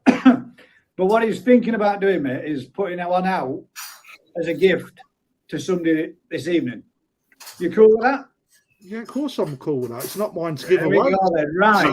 Well, I'm going to keep one for myself, but some lucky winner can have the chance of coming down to you and getting £10, £50, or there could be £500 on one of these. Well, I've got 2 here as well. Oh, he didn't even give them all away. Kept 2. Well, I didn't. The missus did. She had them in her pocket. I give her a slap when I got home. Suplex, Hulk Hogan leg drop, followed by an Ultimate Warrior press. And then nice. Free. Is that what she did to you? Yeah. Yeah. It was lovely to meet both you and your wife at the actual event. Crafty, we're a good day, mate. We're brilliant. Yeah, I didn't get to see a lot of the fish, if I'm honest. I was so busy. I complained to my boss when I got back. I said, like, that weekend, any koi show's my weekend, and I literally got to see nothing. And when everyone had disappeared, I then started to look at the fish, but then I got run over about 5 times with people trying to get there. Trying to get to the vats to bag them up. For fuck's sake. But yeah, the ones I did see had the banners above the ponds, and there was one gin shower there that was it must have had about 50 awards plastered all over it. Yeah, that's the one that won grand champion last year. Yeah. Somewhere. Where was it? Kent? Oh, was it? I thought the Sankey won that last year down there. Well, the one that we saw that same fish being showed. Well, this is what we were told. I don't know if it's right or not, but this is what we were told. And it wasn't allowed to compete in the BKKS show at Birmingham because it won grand champion. Now, whether or not that's right or not, I don't know. But if you take GC, you've got 30 days for or any show fish. You're allowed 30 days. You're not allowed to show it anywhere else. Yeah, well, I believe it had been taken to that Birmingham Koi show. Correct me if I'm wrong, anybody, if you know anything different. You're talking about the mid-staff one. Yeah. Yeah. I didn't go to that one last year. I missed it. It was there. I've got it on footage. You can see it's beautiful. I'll have a look through your bits, Gaz. Yeah. Absolutely beautiful, mate. Absolutely stunning, that fish. And the Goshki as well was with it, paired up with it too. Well, not paired. There were about 5 or 6 in the vat, but man, them two stood out something wrong. They were absolutely beautiful. Yeah, there was a lot. There was quite I had one guy exhibiting fish from Perfect Aquatics at the Becco, by the way. So he definitely took one prize. Definitely did. Right. However, just so you're aware, they can't take a first. If they're not up against anything or they're not at show standard, they will only ever take as a top prize second place. Because they're not up against anything. So yeah, that just makes it even more confusing, doesn't it? It does, doesn't it? Got a second. I come second. It's the only one there. You got a second in, with a Kahaka. That's a kicking balls, isn't it? That. Yeah. He also got a second with a Ginring Kahaku in size and class. So, I'm happy with that for the first time. Selling Hunters fish. They only paid very little money for that, and it's got quite a prosperous future ahead of it, actually. It's and he had a nice Oirasagi that wasn't finished, too young. Little bit of Benny showing, and that fish is, in Alan's words, a canny little fish, that Drake. Yeah. Anyway, guys, I'm going to have to shoot off because Lynn's just said dinner's ready. Yeah. So you do what Daz does, and just fill your face on trifle. Having trifle. No, not trifle. No, it's just ham, egg, and chips tonight. That's what I had. Great minds. Meal then, but I didn't want to piss anyone off. I must say though, Gaz, I thought your video was brilliant. Your shots of all the vats and all that, absolutely top class. Top class. I tried to show the people who's showing the fish as well. So everybody tried to show it as I see it, so that people can see it for themselves, like you see it. Yeah. And Gaz, show it how you managed to do that without a fucking robot in your hand as well. Yeah. Look how fucking shaky it was, though. Fuck me. Not like this one, walking around the fucking showground with a fucking great robot in his hand. Yeah. Those are all right till it starts going, hey, wherever it wants. And then you don't do that if you know how to use it. Well, when you're going to master it? Good comeback, though, Gaz. Sometimes they do go off on a wander on their own, though, don't they? Occasionally. Yeah, if you take them too far out, they get fucking confused, just like Twisted. No, hey. Here we go. There we are. Right, question from Jamie again. Can mature filter media reduce new pond syndrome? It's not a new pond then, is it? Yeah. So Yeah, yes, well, Yeah. As long as you don't, as long as the media doesn't dry out, yeah. keep it bagged up, keep it damp and moist. Moist. I can't say moist.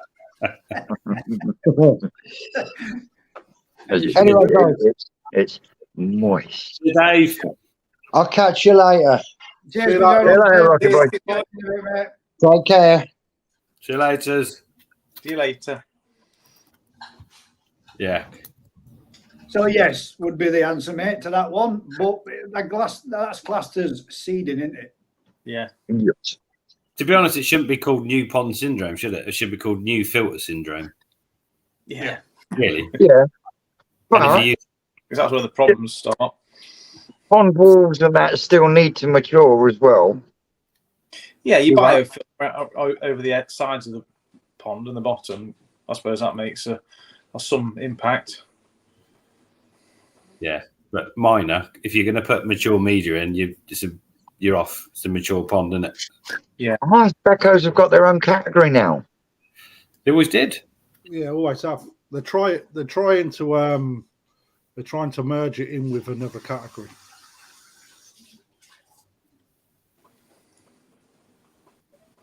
So I'm told. Anyone going to the Great British Koi Show in August? Yeah. Yep. Yep. 100%.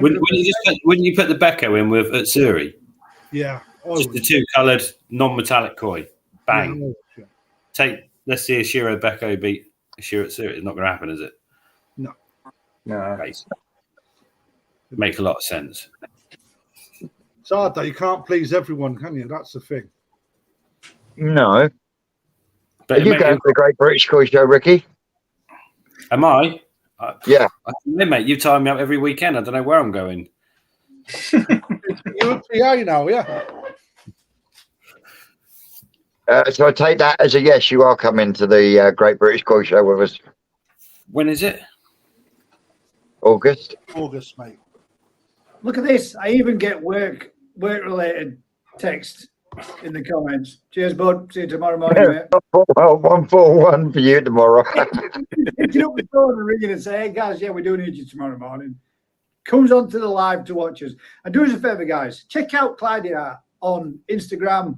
I think it's just Instagram, but it will be coming onto YouTube soon. But check him out on Instagram, guys. He's got some quality pieces of work, and he is prepared to do in it. And was looking for some inspiration, koi related too. So if everybody's got any nice koi fish that you would like him to do some artwork with in resin art, hit him up, guys.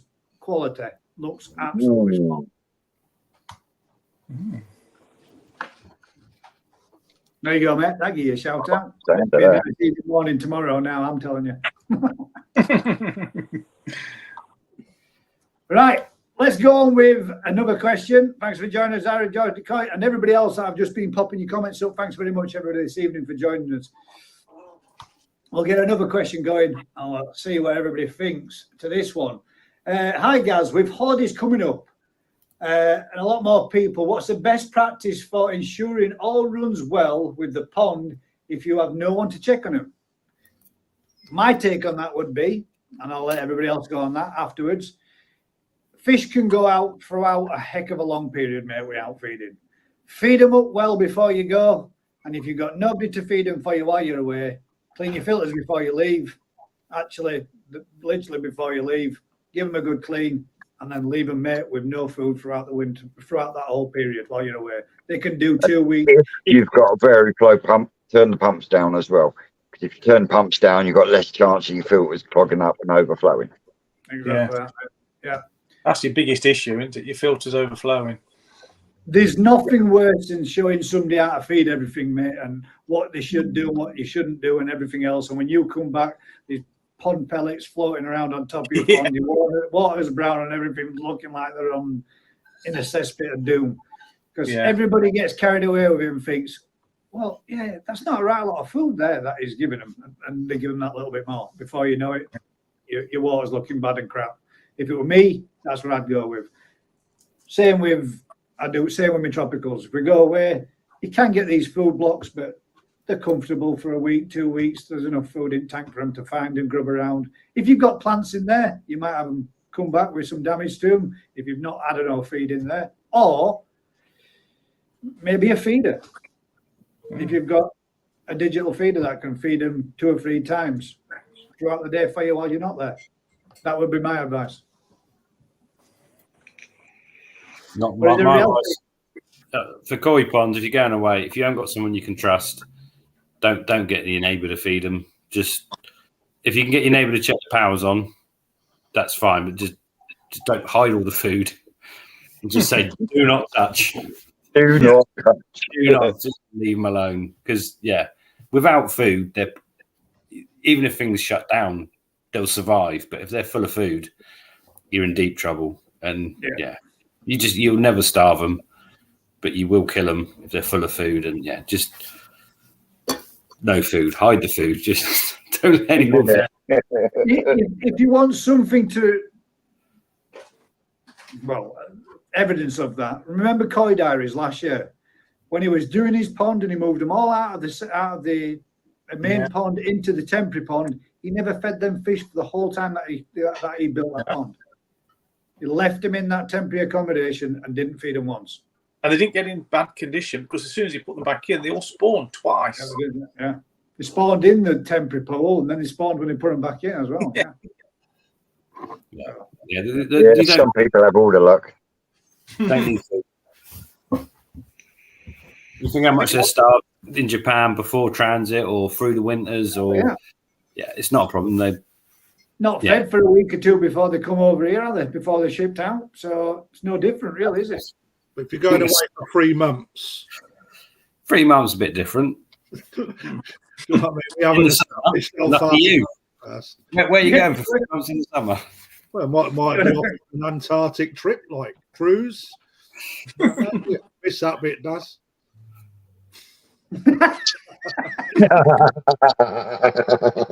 Crunchy bits to fingers. No. If you're going away for 3 months, you shouldn't have fish. Shut your pond down. Go away. Pull them all off. Sell them for funds for your trip away.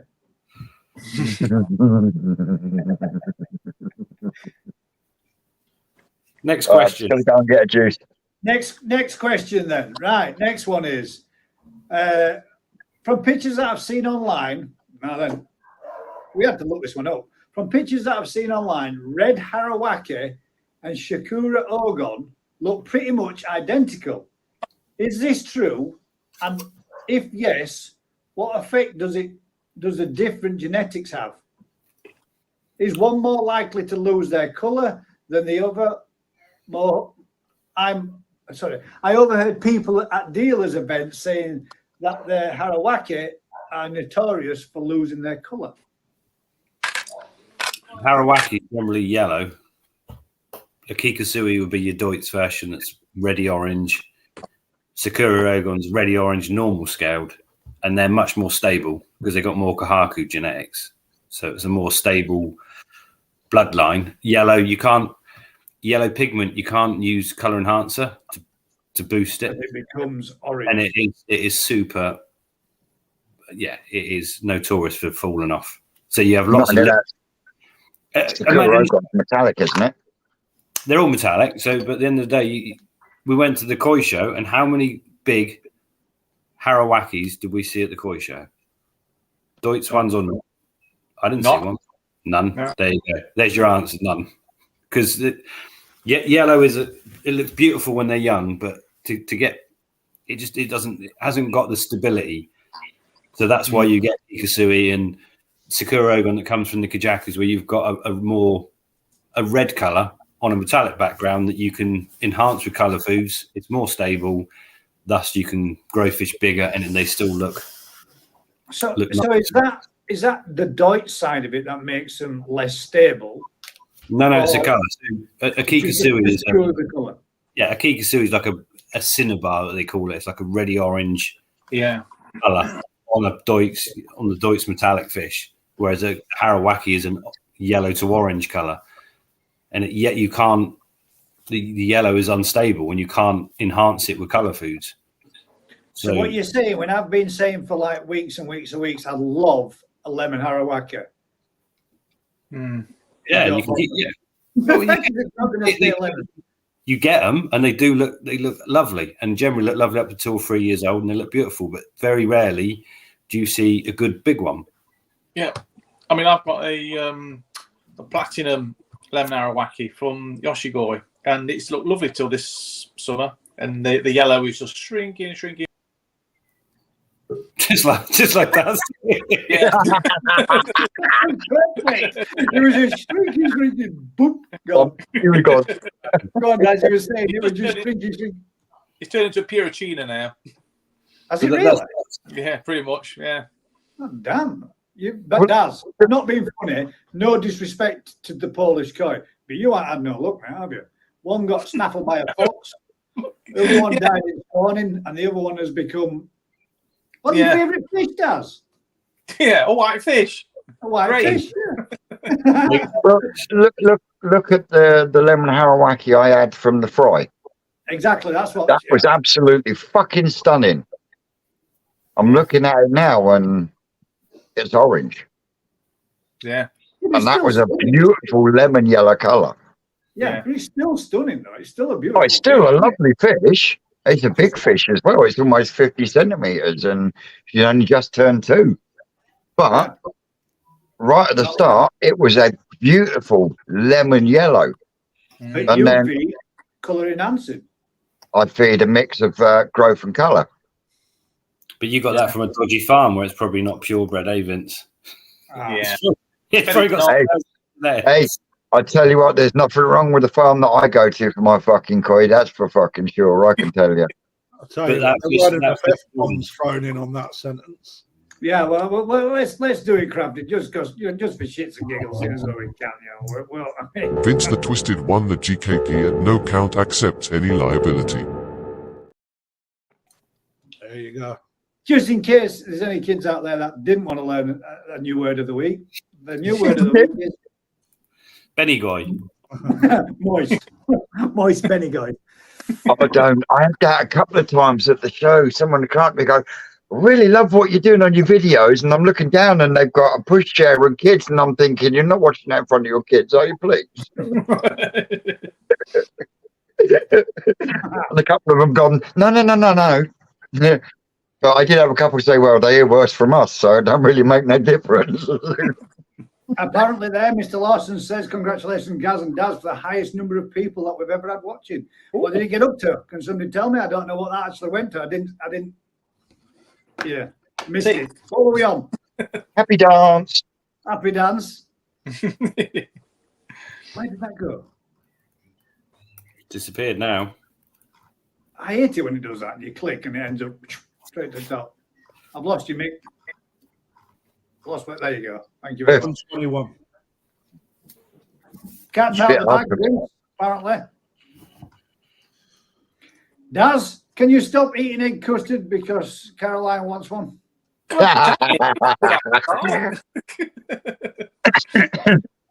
Doers one says Humber Koi Crafty dibs.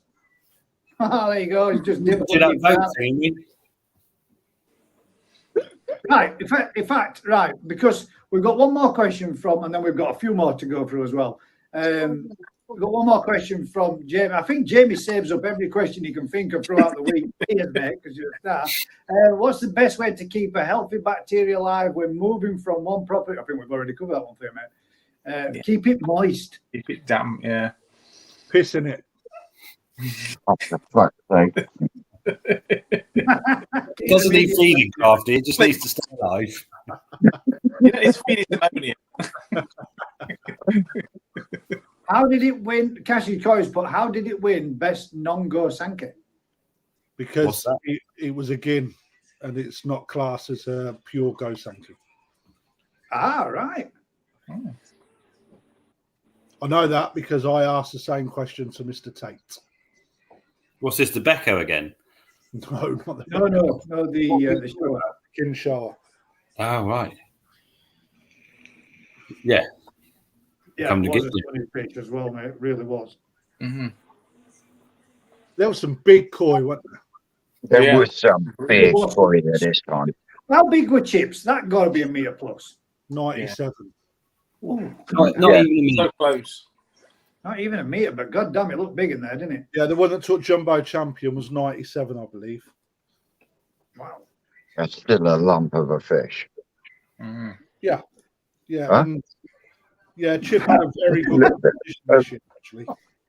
Good evening, all. Did someone say free koi credits? They did. There will be one being given away very shortly. Do us a favour. There are some more. I will come back. So, right. Remember that one there. Paul Hacking, did someone say free koi credits? That's where we are in the chat. If you're in and you want in on the giveaway, type in, I'm in. That looks like one of mine, mate. That looks fucking lovely, mate. Yours for 300 quid. Fucking robbing can. Oh, we need to know. I need to make a new one. Sorry, I couldn't help myself. Oh, dear. Right. Your You gotta photo skills are good, mate. Better than mine, like. Mate, I didn't do it, mate. I was going to say. Oh my God, this is going to be.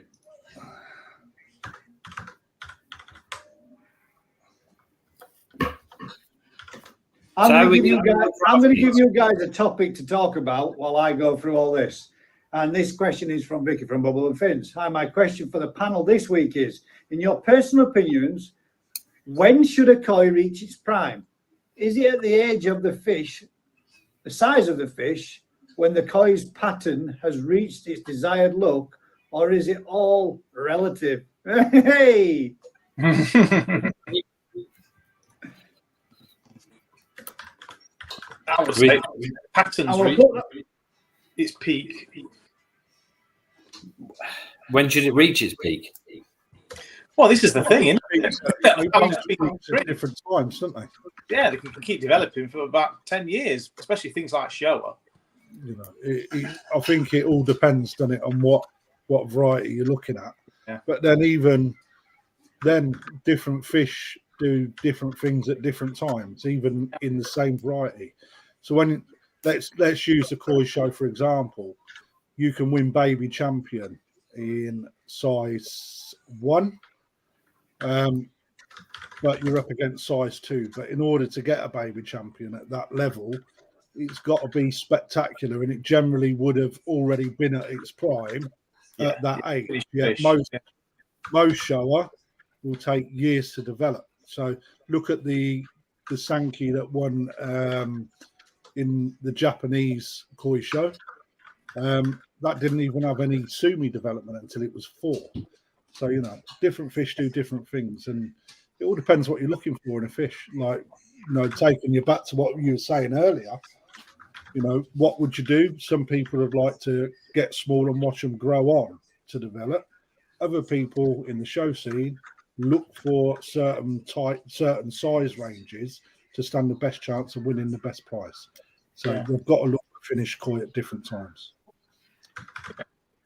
I think what you said also is when's it best to be finished, and I think what you're saying is what the customer wants. Almost you could choose your fish to be finished at 7 years old or 18 months old. Yeah, depending on it's quite a tricky one, but you can also push your fish to do what you want it to do to an extent as well. You know, diet, temperature, food. You know, you can, and you know, temperatures of the water, you know, develops it in different ways, pushes things at different times. It's a bit of an art. That's rearing techniques, isn't it? You're going in, you're not growing, you're rearing. Point. Yeah, I suppose. Yeah, I agree with that. So yeah, and that's years of learning, and that's a lot of skill involved in knowing. Yeah, way over my head, like over my head. I'll stick them in a pond and see what they do, but yeah. Vince, Koi Beginners has just sent you a picture, mate. I just had a pinch set. But ultimately, I think 10 years old is probably a good time for a koi to be at its peak. If you're buying fish and you want to buy a fish at 2 years old, you want to see it develop and improve, 10 years, 8 to 10 years is probably a nice point where it's of a good size and of a good quality. Yeah. Unfortunately, most koi peak way before that. Like, way before that. But I think that would be a good benchmark. You know, so they're finishing as an adult fish at 70 centimeters or whatever. That would be quite a nice. Yeah, all your lemon harawakis develop for 8 years to the 70 centimeters would be nice. We can dream. It would be a dream, but that would be, in an ideal world, make life a bit easier, wouldn't it? Other than having fish at a year old looking at their peak and other fish taking 12 years to be at their peak. There's a lot more skill and understanding in working out what you're trying to go, what it's going to do. Yeah, but that is also perhaps the joy of it, isn't it? Yeah. That's So the good thing about this hobby, though. You can do whatever you want. You know, so many different avenues you can go down. You know, whether it's everything's definitely doable. You know, growing. Sorry. That's got to be the word of the week, guys. And I want to hear you get it in your videos. Doable. If it's doable, it's doable. Yeah. It is. Yeah, I think a lot of the stuff you see online and read about is all about really quick growth. I'm this big at 2 years old and it's 70 centimeters. Yeah, but that's not realistic for pretty much anyone. And is that where you're going beyond that? You've run your race. You're done. There's no patience left. Take your time. No. Yeah. And it's not particularly good for the fish either. Race them through that fast. It's not bad. It's not good. I mean, it's just. I suppose social media makes it. Everything's got to happen so quick, doesn't it? It's like, I bought a fish. It's got to change. I need it better. I want it bigger. Yeah, chucked it. It's done now. It's gone to bits now. Wills, just so you know, Crafty is not giving away a Nexus. There's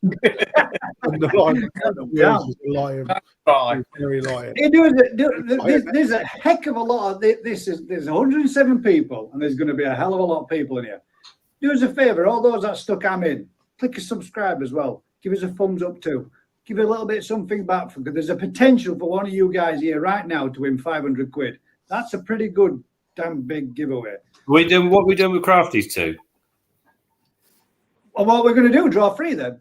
Yeah. The full because he's right. So the last, we'll do this as a knockout. The last 3 people in take a ticket.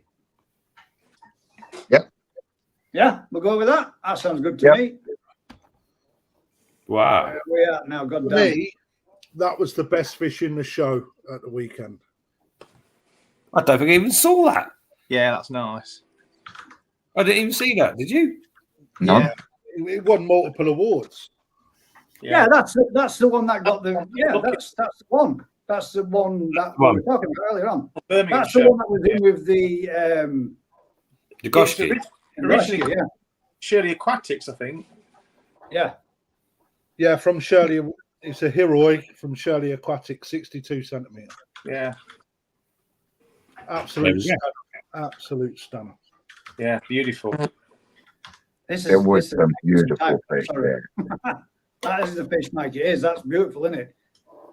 Sorry, I've just got a private message coming through as well. Like, yeah, it is the one. Chicken on a stick. What a name, Chicken on a Stick, please. I've got a question for you. Yeah, you put something out on Facebook. You got some fish, I think 6 to 8 week old. They were kin something or other.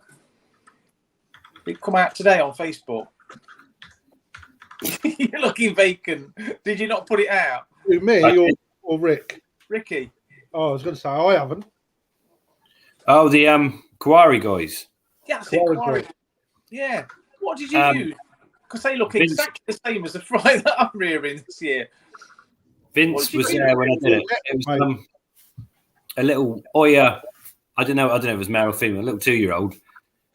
And I only put it in to see what sex it was, and literally got a teaspoon of eggs. Yeah. So I crossed it with it's a Krashigoi Ochiba Ginrin male, absolute beast of a fish. And I said to Vince, "Oh, I've only got a handful. They'll be good." And they are, yeah, they're growing like monster. They're 8 weeks old. They're flying. Yeah. The biggest one's got to be 8 centimeters, 8 weeks old, and they are proper looking little fish. But I only had literally a couple of thousand eggs from a female that was, I didn't even know it was female. It was a skinny, but she's, from Oya Koi Farm. So they're renowned. She wasn't very big, was she? No. But watch that space. They look all right, but I've got so few of them. Yeah. Oh, they look interesting. Oh, we're shifting round again. The skin quality and growth on them is amazing, but it's one of the things. It's because there were so few, they got privilege in space, and because I wanted to see them, and they've just been given the best environment. I couldn't do that if I had a decent number of them, but they're going to be there'll be some good fish amongst them. Definitely going to be something special. Few of them. And you've also got the People's Choice as well. They're flying along and all, aren't they? They are flying. They are flying along, yeah. I reckon the biggest one is probably 10 centimeters, which is not bad for. That ain't bad going, no. 12 weeks old, whatever they are. Yeah, isn't it? That is flying along. But whether. please don't put your name in twice. I only need it once. Sorry. Carlos, that's one in there. Can't believe Vince put his own name in as well. Saves on craft. It saves on postage. If Vince wins it, he can send it back to himself. No, I haven't put my name in. Your name's in twice, Vince. No, it ain't. How's the Kahakus coming along, Crafty? They're flying, man. They look better than ever. I ain't gonna lie. Brilliant. Had a few people. Yeah, you have to sub, Mike. You have to sub. How are we paying out Crafty? Sorry, whilst we're talking about that, how are we buying tickets from or buying them? How are we doing it? Ring through to the store. I can't find no information anywhere. Really? I'm look that hard to be honest. But It's on my about page, mate. It's on my community post. All the details with a link. Have you ever heard of Devil's Advocate? I'm like kind of. Well, if someone was interested, you need to go onto my page, mate, because it's there. That's Facebook, isn't it? Yeah, that's Facebook, mate. But if people aren't on Facebook, how would they go about buying a ticket? Oh, okay.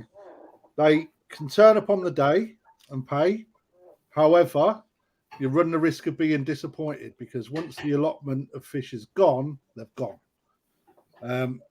So at the moment, if you can come into store, you can pay and secure your place, or you can ring us, and I'll give you a phone number. I'll ping it over to Gaz, and he can put it on. Can you put it on a rolling banner, Gaz? yes. Yeah, I'll ping him over the number, and he can roll it across the bottom. They're looking stunning. I am working at the moment on trying to get a QR code up on Facebook and across on the advert so it comes up on YouTube, and then you can get it through the website. But we're having typical technical difficulties on the website. It keeps crashing the page when we try and purchase it on the test. So something's not so good on that. So unfortunately, we was going to do it on a visit us on a website and buy your fish through website, but there's been a little gremlin knocking about. However, we've got alternate ways. Give us a call, pop into the store. If it's the likes of you, Rick or Vince or Daz, you can pay on the day or secure you a place. Oh, brilliant. I'm just saying, is it like 200? Do we have to find out? Is it 200 quid all in? Like, or what is it? Okay, right. So the whole event then, all right, is £200. Momotaro Kahaku, they're circa around 30 cm. There's some bloody big fish in there, actually, some bigger ones, massive fish. They're good. Shiroj is really good. The Benny plate is really good. The sash is really good. The key was really good. They've got a lot of potential as well. On the day itself, we're starting the event at 3:00 in the afternoon to allow people to travel. And this is now the Saturday, not the Sunday, isn't it? On the Saturday, the 29th, not the Sunday. So we took the decision to do it on the Saturday. One, because if we do it in the afternoon, it gives people enough time to travel back and then have a day off the next day rather than going to work if it's a long day. But soon as R5 comes, it's going to basically shut. The store will shut. And then those people that are in store, they will get a brochure of all the extra special discounts on livestock, on dry stock and food in store. You also get free lunch from the Koi Cafe, really good food, free teas and coffees.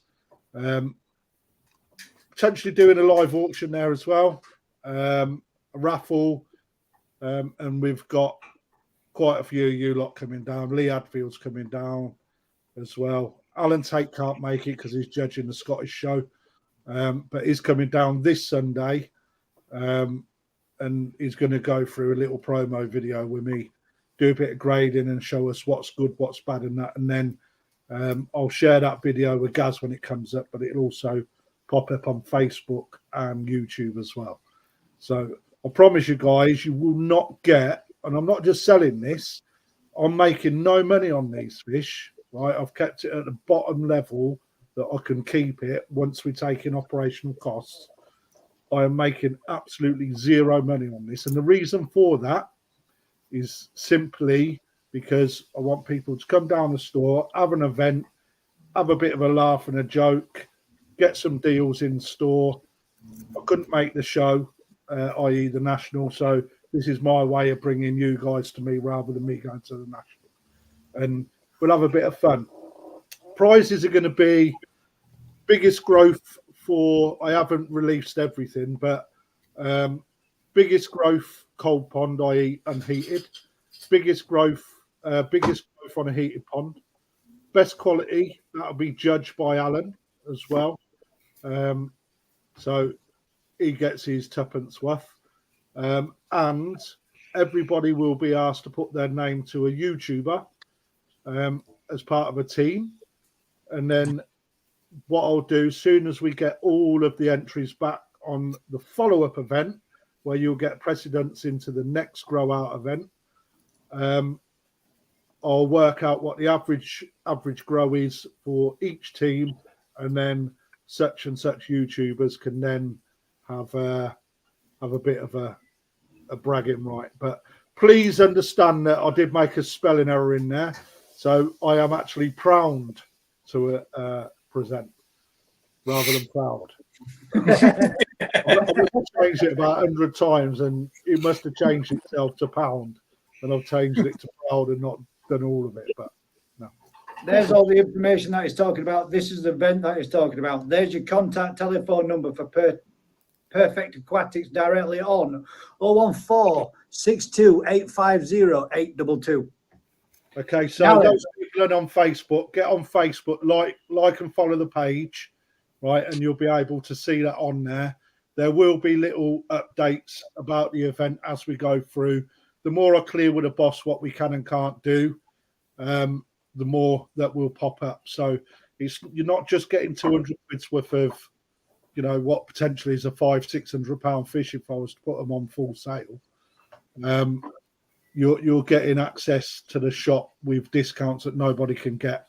Free lunch, free tea, coffee, and also a prize if you're good enough. Stick your comments in there for Team GKP. If everybody wants to join me, go to my community page up here on the top link. This is a link. Stick that on there. Stick your comments in if you want to join me and Team JKP. Thank you very much, guys. Right, the next one I want to do for the Vince one. Vince is going to share this link on it. I believe it already is it not, Bud? What's that? Is that not shared on your page? If it's not, I will share this with Vince this evening and anybody else who wants it so that you can put it on your community post as well to get teams involved in being in Team GKP, Team Twisted Koi, and etc. etc. etc. Now, with this event that we are doing right now, the caveat of this, for the two that I've got, you must be able to come to store to collect it. Yeah. The other one is the same thing. This ticket now that we are giving away, these free winning tickets that have the potential of being a 500 quid prize, you will have to go down to Crafty's shop so that you can see and find out what the value of your card is. Just so you know. In other words, you're getting a trip out, and if you get a trip out, when you get there, if you've got that winning 500 quid ticket, you've got a hell of a lot of brass to spend. For those people that don't know, Fen and Lass come in today with her husband, and they both had a card each, and they both cashed in 100 quid each. So they actually bought a grow and show fish out of it. So they got a fucking free fish. Do me a favour, while everybody's there and everybody can see this now, if you don't see your name in there, I'll go down to it nice and slow. Let me know just by typing in now, I'm in. Well, I think we've got, we haven't got Dale's. That's one. All right, so we've got Dale's. Crafty, no one's answering at your shop, mate. You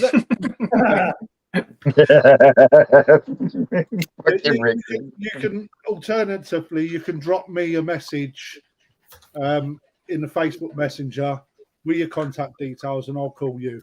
You know, there's 101 ways we can do it, guys. So I just want people to have a good day. To be honest, that's what it's all about. Yeah, it sounds like it's going to be amazing. Look at all these names going around here that want to come and visit your shop, mate. Yeah, well, there's a hell of a lot of people there. Honest to God, I'll look after anyone that comes down that watches us on here. I'll look after you. All right? Nadine Tellerton, you're already in. Your name's already down. You're spending your money. I'll look after you. I believe. There we go. Just putting out there, Gaz. I'm joining Lee Hatfield's group, mate.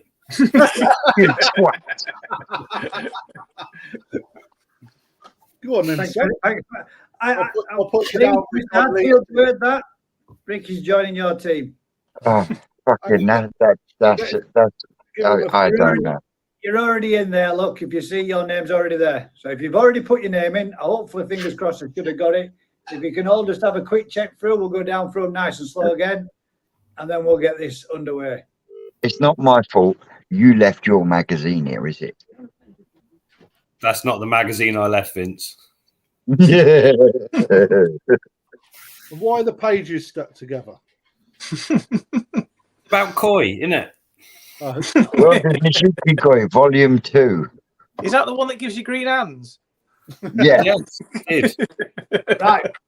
So we'll all have a natter because we're going to keep on talking through it because this is going to take some doing. There's 46 of you being entered in. I'm going to keep clicking. If you're knocked out, you're out. The last three remaining are the free winners. Guys, let's not do the last three, right? I'm going to say the next name that pops up will win. Right? So the first three. To the final three. I'll just drop it in twice, and then Vince can be the last one. Last one wins the last card. Crafty wants out already.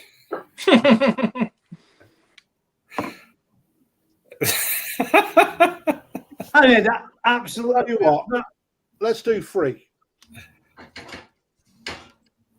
What's going on here? Mate, I've got an unlimited supply of cards. What, darling? Yeah, unreal. Chelsea in, Sean's in. There we go. So just so you're aware, they're not all 500 quid, guys. It's a chance. No, they're not. They're not. They're already gone. It may have already gone. But it may not have. They not are all of the cash value of some, from what amount to what? From something to. So the least you're going to get is a free lunch in the cafe. The most you'll get is 500 quid. 200. There's 250 quid still not redeemed. There's a load of £100 not been redeemed. Loads of 125s not redeemed. Loads of 150s not redeemed. Right, so there's a good So chance. you've a good chance of getting a decent amount. Yeah. Are we ready? We're going. So how are we doing it? Right, when I, you're just going to pick somebody at random. I'm just going to go right. Next name wins. So let's do the first for a random picking. The first person that pops up now out of all this wins a card. Are we ready? Get set. It's more random than ever, isn't it? Yeah. Yep. It's on the line. Oh, Dale Salter. Where's one? So there's one winner, right? We're going to remove Dale. You've already won one, mate. Good luck, bud. Hope you got the free lunch.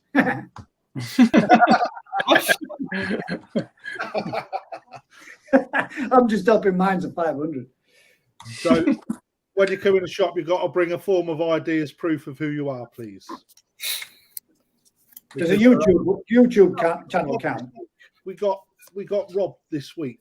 Yeah, I saw it, mate. I saw it. In people, mate. How did you get robbed? Mate, they was talking on an earpiece. Two of them talking on an earpiece. Sorry, Pete, you're out, bud. Around the shop. And we didn't see we'd been robbed, obviously. MGH coin too late. We've already started, mate. And Fenland last year. Was in. She already took 200 quid out of his pocket. Good girl. Stoke Coy Adventures. We're already running. Sorry, mate. When I come to lock up, I noticed there was a few boxes of VA stuff missing. Walked a bit further up, and a load of other pumps have been moved from one shelf onto another where they shouldn't have been. I was like, what's going on? M&S, you've been removed. So check back on the tills to see whether or not anything had been sold. And nothing had been sold. Excuse me, guys. So we look back on the camera, and it's the police after you. They found your pumps. Where's your camera?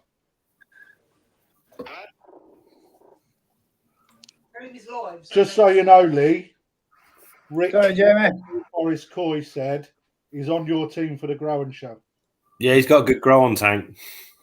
You're a fucking turncoat, you are. Yeah. So we're just raffling off some tickets. All right. What do you mean now? Johnny, you've been removed. Sorry, bud. Yeah, so if there's teams, so whichever subs you get on your team, thank you, darling. Whichever subs you get on your team, if you get the biggest average grow, you win a prize. Sorry, Paul. So I was just ringing to let you know. Why are you sat in darkness, by the way? Yeah. he hasn't got a tube of Vaseline in his hand, has he? Sorry, bud. Yeah, Vince, that was. What, you live or something? Yeah, like Yeah. DKP. How come you're not watching it? Yeah. How come you're not watching it? Yeah. Oh, right. I love that stuff. Sorry, He's Amanda. watching the Twin Towers getting destroyed. That's fair. Right, anyway, I love you, balls. I'll see you soon. See you on YouTube. Yeah. Bye. Sorry, Garrett. So yeah, these two guys, they come into the store at different times. Both had earpieces in, and they was talking to each other in the shop, different parts of the shop. And the girl that was behind the counter, she got distracted by somebody else that was working with them.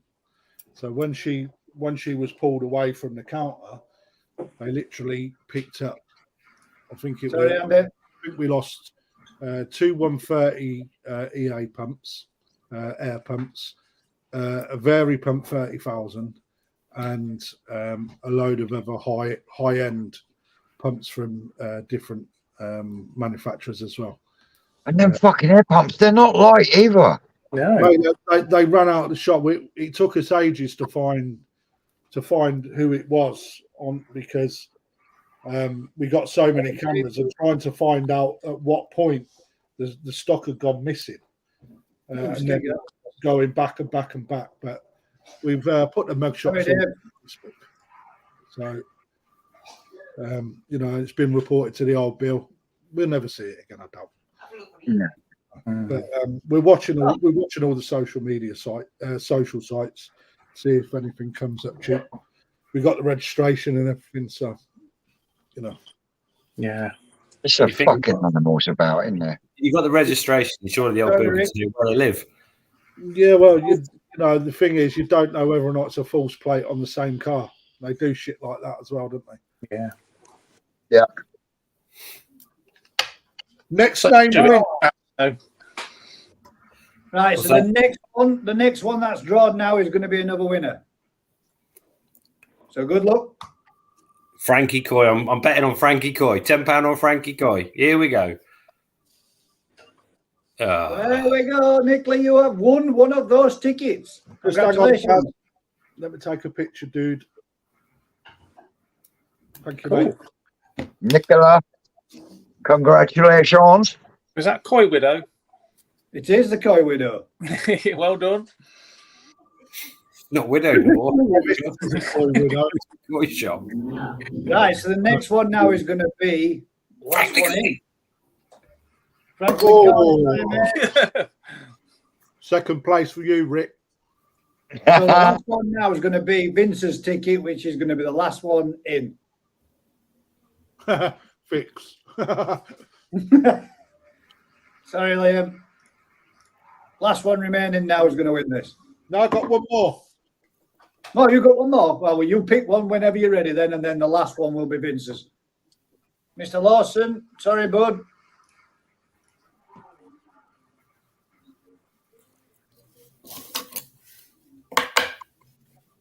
Mr. Webb, unlucky son.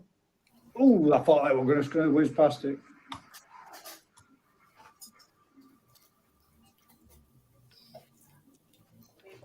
Takes a while, this, doesn't it? Yeah. Sorry. Chicken on a stick plays. What's all that about? To be a winner. Chicken on, oh, you do. Oh, that's what that's all about. How about a shuffle, Gaz? Give it a shuffle. Give it a shuffle. Say when. Stop. Oh, steady. Hello, mate. You all right? Dean. That was the Sorry.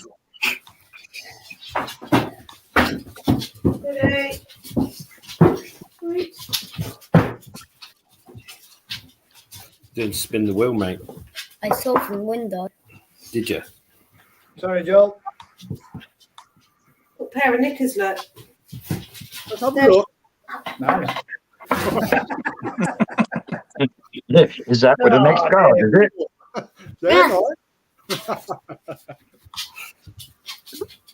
Rick's missus got a pair of knickers, Cal.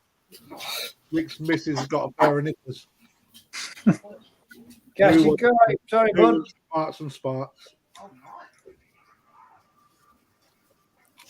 Is the next one a winner yet? That's whenever Crafty decides he wants to. Carlos McGee. Sorry, mate. You're out. I'm just eating my sausage. Yeah, Lee told us all about that. Another sausage. That was.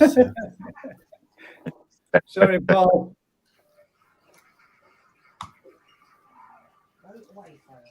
We went into a Polish shop the other day and they had a deli there and the sausages that were behind that. Oh, Pinky's out. I was like that. Let's try a bit of that. Let's try a bit of that. Let's try a bit of that. Then we bought a huge one, didn't we? And had a sniff at it though. Our cow's proper Yeah, big. Mike. Sorry, bud.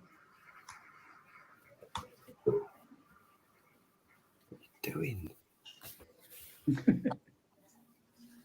Charlie Bifter, you gone, bud? Hello. They're giving away free tickets for some money at Crafty's shop. I wanna go. Skeggy's out. Oh, No.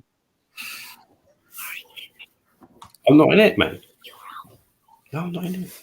he's got to be in it to win it. He's not in it to win I'm not in it, it. Cope is out. Perfect. mate. Take my place for a bit. Oh, boy.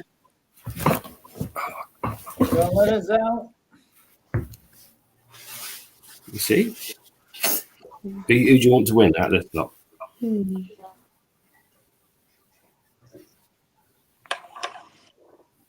Sorry, Jennifer. Let's go Becky. We want Becky to win, yeah? Becky.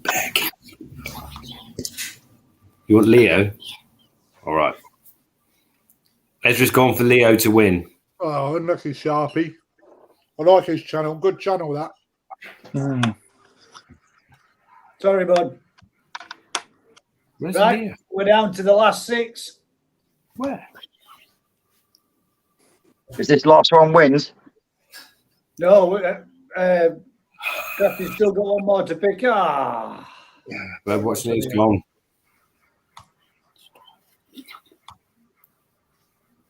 That's all right. His mum's got one anyway. Dino. Sorry, La. Not many left. How many left? Next We've one got wins. 4 left. We're going to give him a shuffle up. Next one. Next one wins a prize. Next one's going to win. 1 in 4 chance. Good luck.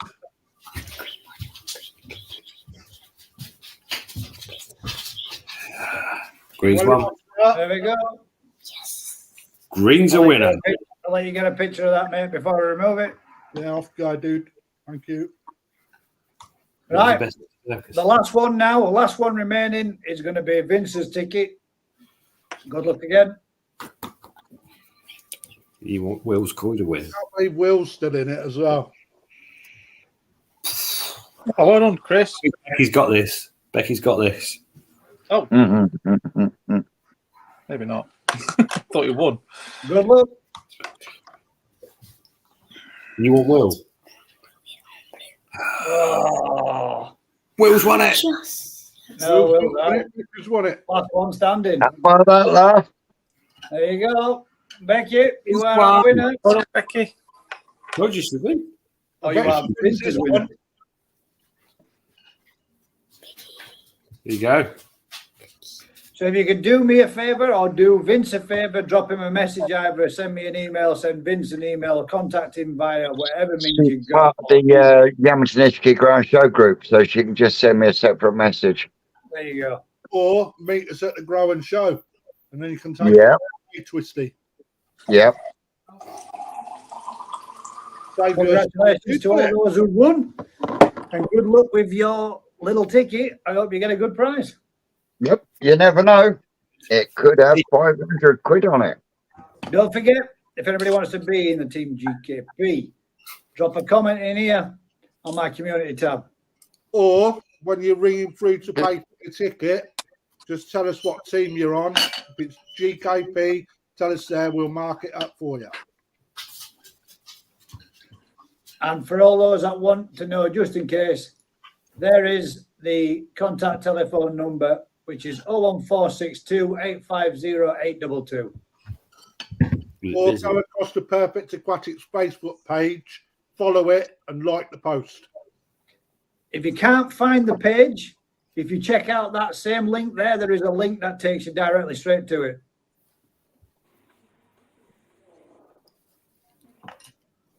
Works, no? Yeah, you'll have to send that to me later, and I'll do a community post. I'll copy and paste it all, mate, and send it through. Good omelette, that girl. Ooh, can't beat a good omelette. Yeah. 6-egg omelette. Ooh, yeah. Nah, Or mate. like a cake. I'd go with that. Right, one of the next questions. Stuffed under the grill to fluff up and then folded in half. Loads of Polish sausage in there. Nice. Question from Bethany is, how many koi do you all personally own? Oh, fucking hell. Oh my God. Your dog owners? Mine, I personally own 24, 25. Not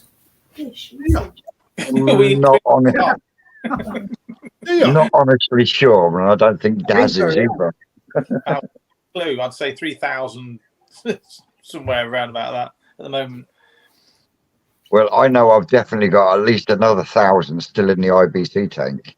So No, I'd probably say 4, maybe 5,000. Actually, thinking of it. I've only got 200, maybe. What, 200,000? No, 200. I own 200. Oh, your own. yeah, all the fish that were in the Mega Munga pond, they all actually belong to Ricky. Yeah, I've probably got 100 broodstock. How many you got, Crafty? 53. 53, you see? I've only got 200. Daz has got the most. Yeah. Bastard. I need to start selling some. Who was that? We'll have one more soon, no, eh? In the growing throat. Yeah. Well, you need a nice, decent male kahaku, don't you? Pick a male. Do you? Hang about. Have we got someone being to the side for you, Daz? Yeah. No, very poor. Well, no, because he had that real big, nice female from and Steve, didn't you? And yeah, I think you need a real nice, decent male to put with her. I got another nice big 70+ bloody male to go with it. That turned out to be another female. So I've got 2 big females now. So is the RC one a spurious again? Currently is a troll. Right, is he going to go upstairs? Are we still getting this shit? Yeah, because people just can't grow up, mate. Did he not win a ticket? No, probably not. Rick, your humour's ace. I know, I love it. Mr. Webb, if this is you and you do get blocked, mate, just drop me a message and let me know personally. Upstairs, there's Teeth. There we go. I'd love to meet that guy and shake him by the neck. What's that? You don't need to go down that route.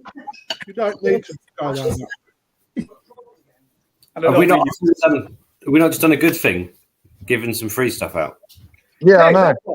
That's what I mean. You go that extra mile, you do something for a community, and you still get someone being whacked. Fuck 'em. Yeah. It's always the same. But yeah. Anyway, onwards and upwards. Onwards and upwards. Next question then. Right. Hang about. We've got some on Facebook to. We've got to do some appreciation of Benigoy. Yeah, we've got some Benigoy. In fact, let's look at Benigoy and then we can go for a question afterwards, can't we? Yeah, so, go on in. Let's make the first Benigoy that we have a quick look at be. Hope it's mine. Crafties. Oh, Crafties. This was a fucker to catch in the pond and all. I fucking jumped out the net about 100 times, like. That's not the best picture, is it? I do apologise. For someone in the industry, Crafty, that's definitely not a great picture. I've done it tonight when I got in, literally. Now, is that a Benigoy at work or is that a Benigoy from your pond? My pond, mate. At your pond. Got a lovely Ginrin in it. It has got that. It's got That's the white. what I was meaning. You see how the tail's like that? That's what mine's like. Yeah, mine. And just Your around tail there. like that, Gus. You want to go doctors, mate, if your tail.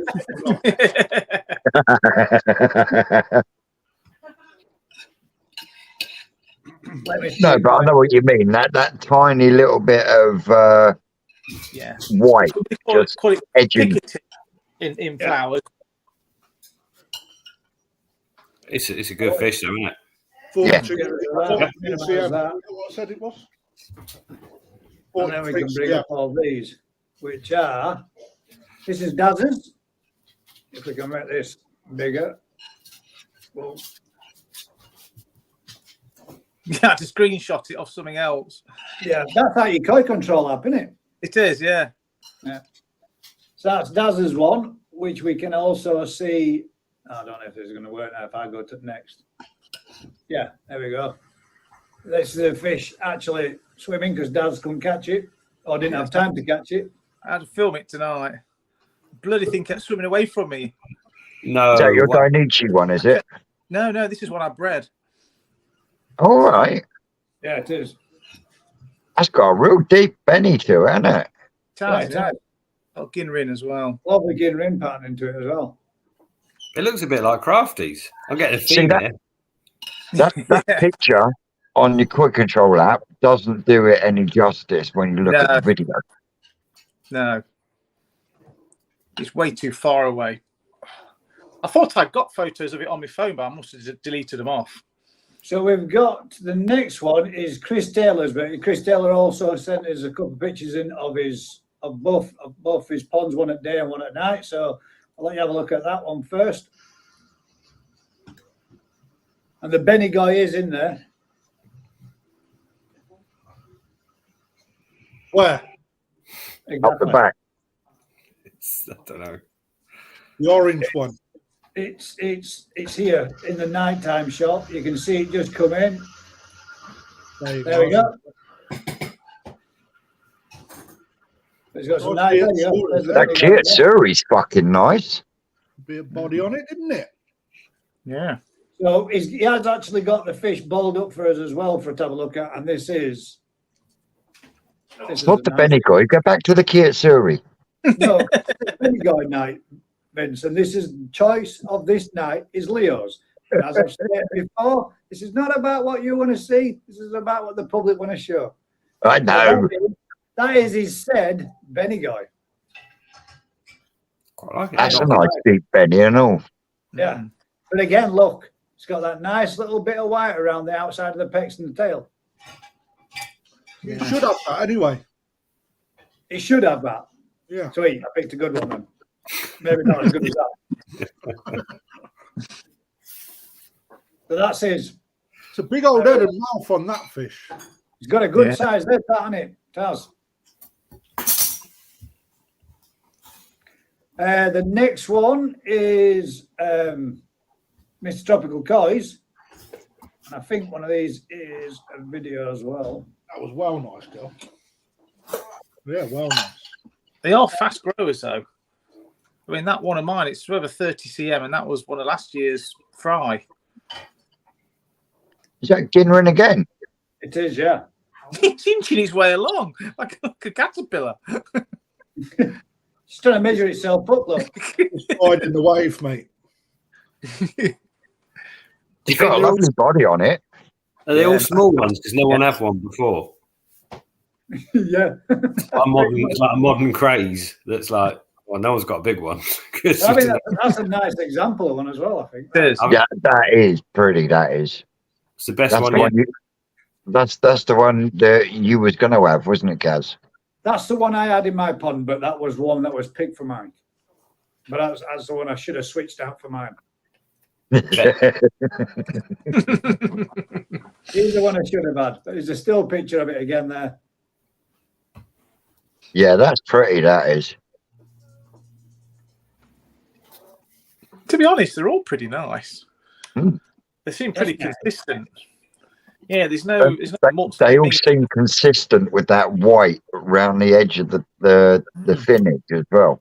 Yeah. And we should have now, the next one should be Dino's. Oh, he's pushing it. That's a metallic chagoi.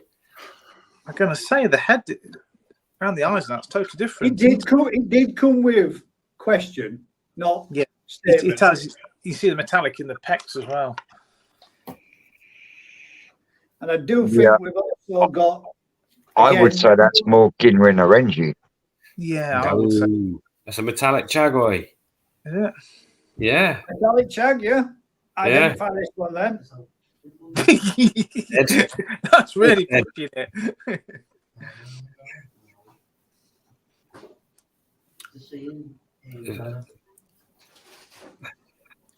It's not moving.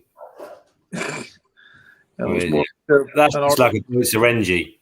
That's what you put an Aranger. Yeah. Yeah, Nice that one's definitely. Long fins and all. Yeah. Yeah, it has got long fins, hasn't it? Fins look huge, man. A bit of butterfly in it. Yeah. Yeah, Dino loves a butterfly koi. Yeah, he did. I've always said that, asked the question, the difference last week, to be fair, and didn't get a straight answer. So, I mean, again, there was a chance to appreciate some more different fish. Deutsche, it's the same. Deutsche Rendy is only a metallic Benigoi, isn't it? Yeah.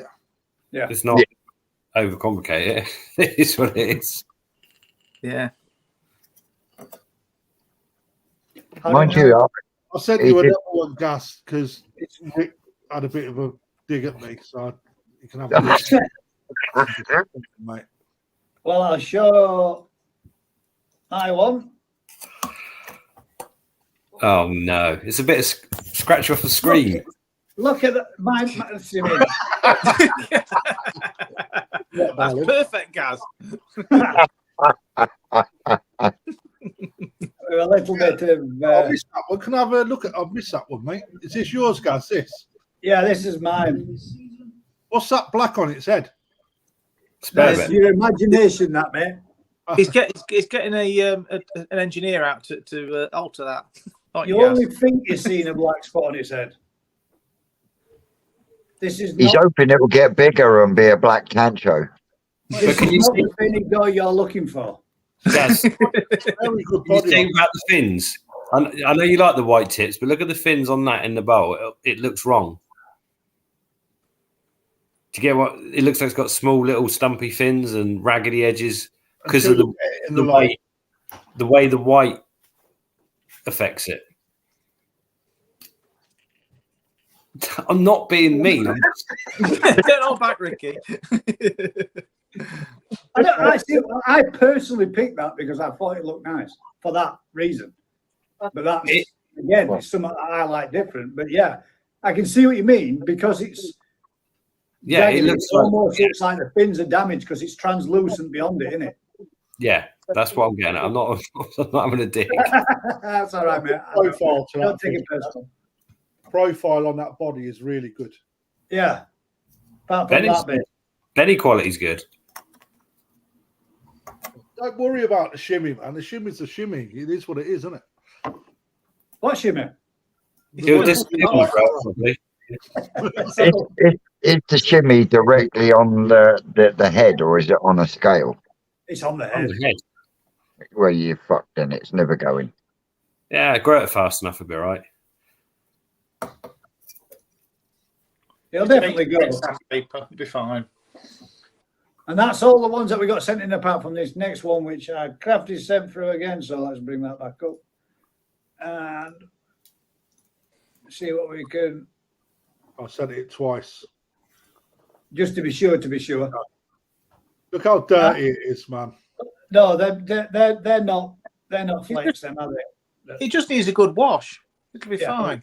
Honest to God, man, he literally, while I was here, I jumped on, scooped her out the pond after about an hour trying to catch her and threw her in the pond. Yeah. Good. Quality's good. Body's good. Where's mine then, Gaz? I sent you one. I know. God damn it, man. You just said you finished. I'm taking a prize for mine. Do you know where I got that from? Koi shop. A garden centre. There you go. So it's probably Israeli. No. Rick's is here. There we go. That's Which baby. is- It's a gin ring Karachi guy. That is going to be a Benigoi, mate. It's only, 8 weeks old. Give it a chance. I've got a tank full of them chuffers. Exactly. Man, that looks bigger than mine. I've been about cleaning the- for years. What about the tanks that look like I'm they're all talking, ready to be you're talking torn? about transparent packs. Bloody hell. Look like the glue. It's the only plain orange fish I could find on site. What, out of all those kaku that you've got, a plain orange? I've got no plain orange kayaki, mate. See the white tips to its fins? They'll grow out. They'll grow out.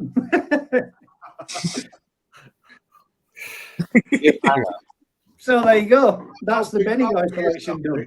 Yeah, that's the winning fish. So That which is is going to be. There's no Bearing more in mind baby. that this particular fish is only 4 millimeters. About 5 centimeters, actually, Gaz. To be fair, Don't forget the shadow. look at you can see the body line in the shadow. It's perfect. You can. The Ginrin's nice. Good scalation. Looks like it's got Popeye in its shadow.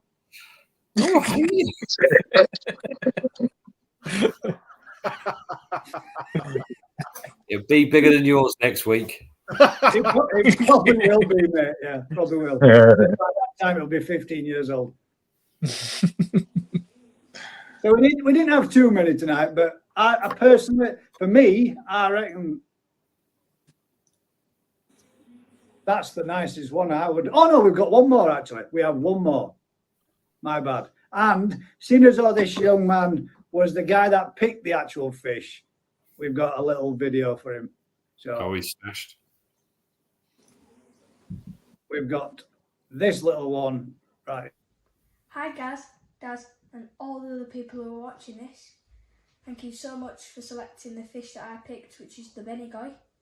So here is a video of Ben the Bendigo.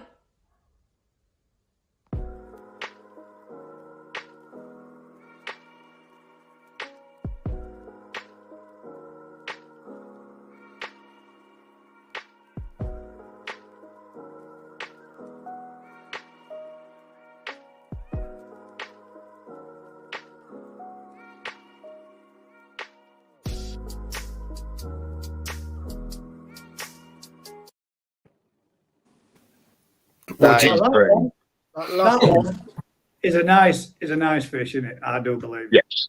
Yeah, that is very true. Thank you very much, Leo, for picking us that fish. I know it took us a fair few weeks to get round to it for you, mate, but appreciate it, bud. And thank you for the little message as well. Appreciate it. What? That was the Bendigo. Which one would you say? I personally think from between. I think it would be Chris Taylor's and Leo's. Yeah, it's between the two. Yeah, Is Chris Taylor's one you gave away? No. No, I didn't give that away. I just held it in my pond. It was picked for Mike. Mike picked that fish himself. Well, it's the best though, isn't it? I just thought, what you think Mike's one's the best? Yeah, I think so. That's what I'm thinking of. Let's bring Personally, that one back. Let's bring that one up again. Leo's fish has got a better body line, real good peduncle on it as well. In comparison, And yeah, the production value of the video is better. Yeah, not that picture. The So not that one. That picture. No. The back. That go back. Did we not have a video of that swimming around? one. Yes. Yes. Yeah. So you're saying Mr. Tropical Koi has taken the winner? You think that one's the Well, best? for me, for one That's your vote, vote. that's got my vote. Leo's second for me. Well, that fish can walk as well. Yeah. let's have another look at Leo's, Gaz. Oh, That's mint, mate. that is a nice fish. That's mint. If that's what you want, that's mint. Yeah, okay. It was If you want to like- play, let's look at Leo's. Hi Gaz, Daz, and all the other people who are watching this. Thank you so much for selecting the fish that I picked, which is the Bendigo. So here is a video of Ben the Bendigo.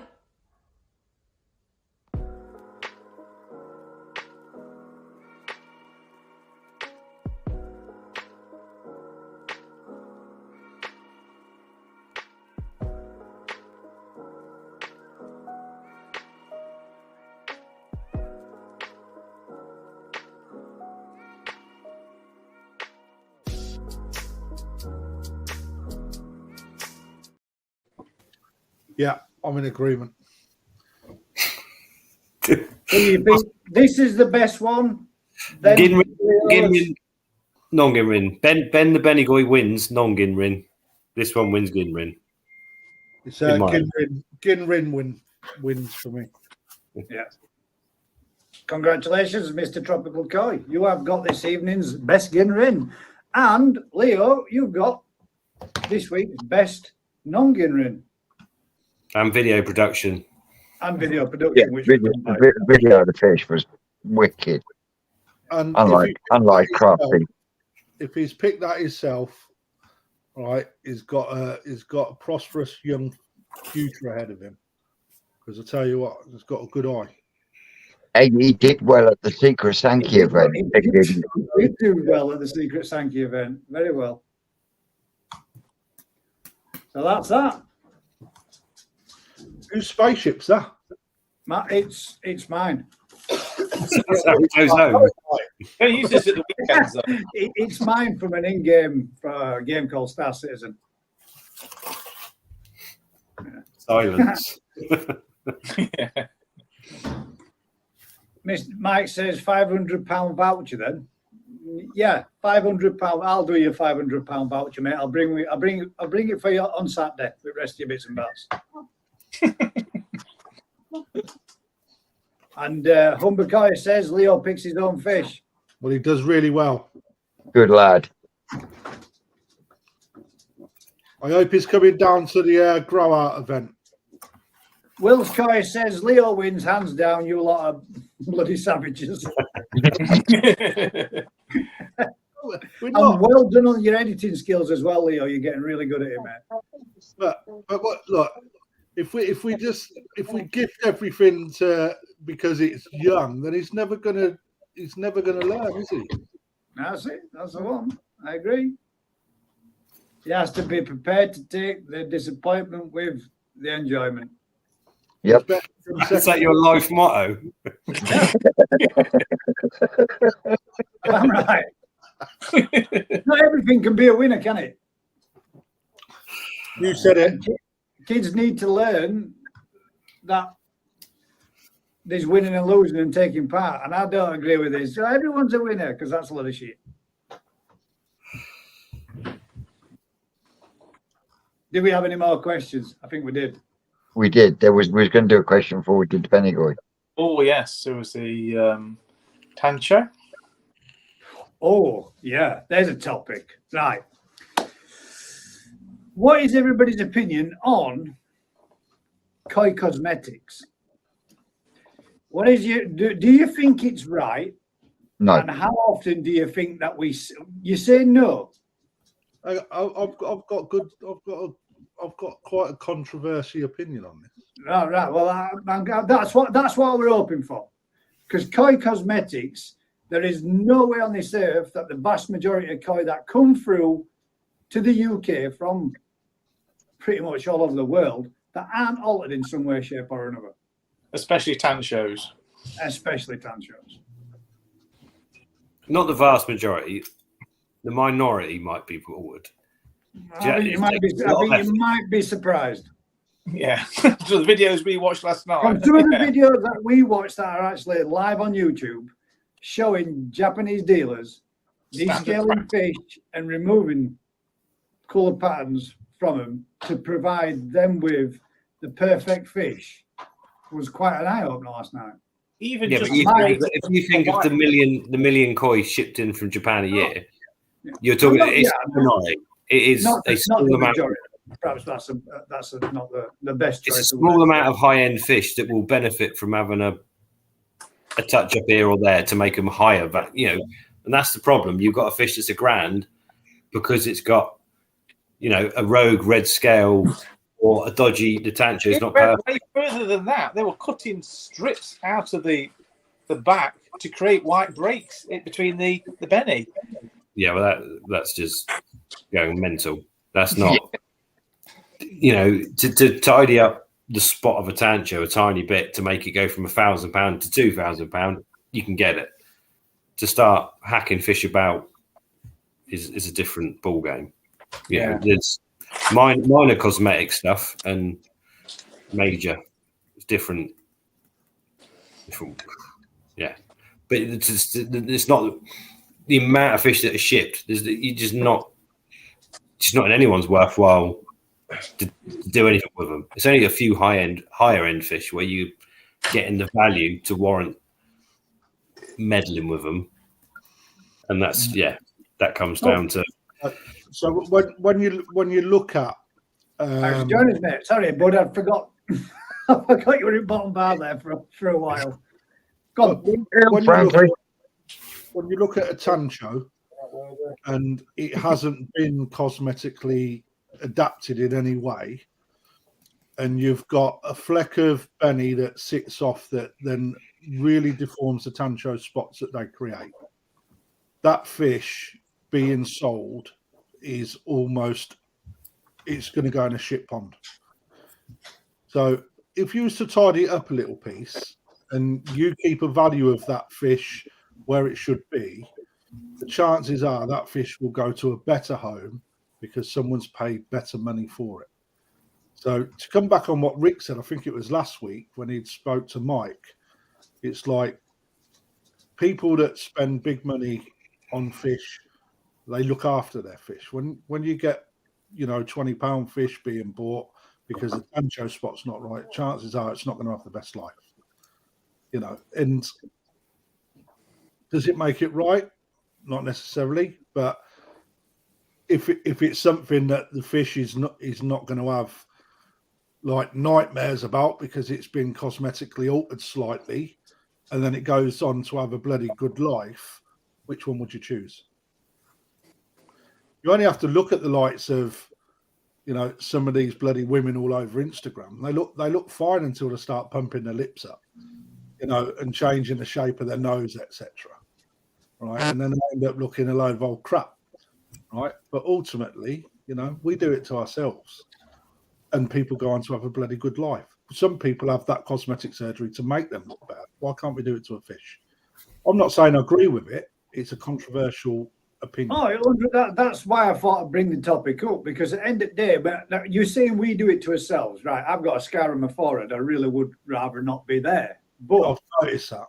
If I had that removed, or I had perhaps maybe like my son having a birthmark on his face. Now we always left it there for him to make his own choice in his own mind up, because I don't think it's right for me to turn around and say, yeah, let's get that removed, because it's him. It's who he is. Now he's chose to keep it and it doesn't bother him. Right. Dino, with respect, mate, right, if you're going to make your comments like that, I'm not a snob, right? My fish costs the same money as your fish, mate. Right? I may work in an establishment where there's thousands of pounds worth of fishing ponds, but they don't grace my pond. And I'm not saying that, £20 fish goes to a shit pond. I'm using it as an analogy that you go into a 500 litre pond rather than a 2,000 gallon pond. Right? The chances are them fish get used different. Right? So whatever you think a snob is, keep it to yourself, because I'm not one, and no one's a koi snob except you, because you keep branding people. Right? So give it up. Sorry, Gaz, it just pisses me off. It's all right. At the end of the day, the comments are there for people to be able to put in what they think. But I agree with you. It's not. The word that he chose perhaps maybe not be the best one, but there's other ways of putting it across, Dean. That's all I'm saying. It's nice to have had you back and nice to have you on, but let's not get it on a personal level. I'd like to think as adults we could sit here and have a conversation without going straight down the line of insulting each other. Because if you can't be an adult, then I don't really want you in here. Simple as that. But what we're about to say is, if for me or for my son to make a conscious choice and decision to do cosmetic surgery to myself, that's my given choice.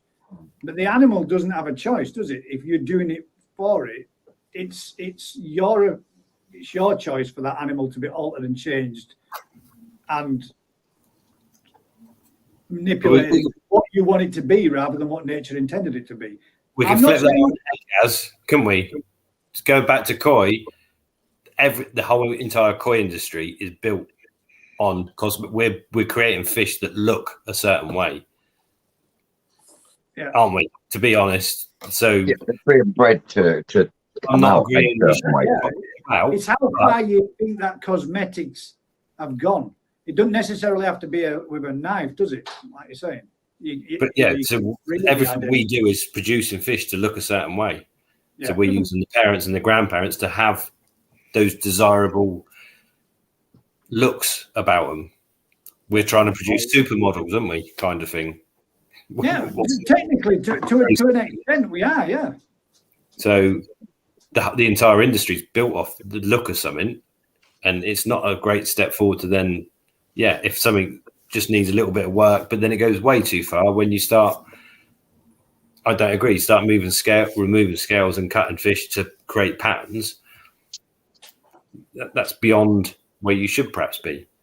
But see, the same thing could be said is when you're treating a fish to get rid of an ulcer by removing a scale.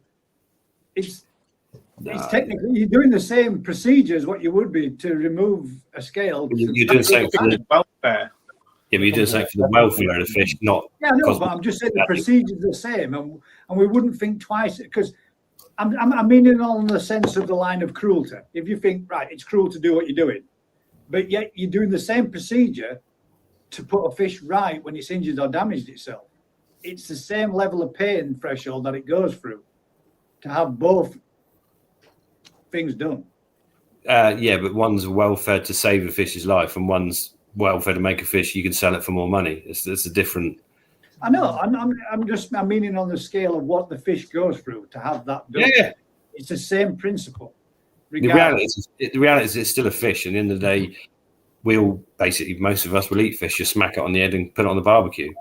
It's not get too caught up in the fact that it's taking the scale out. Well, I'm just saying, cosmetic to a certain point is too far.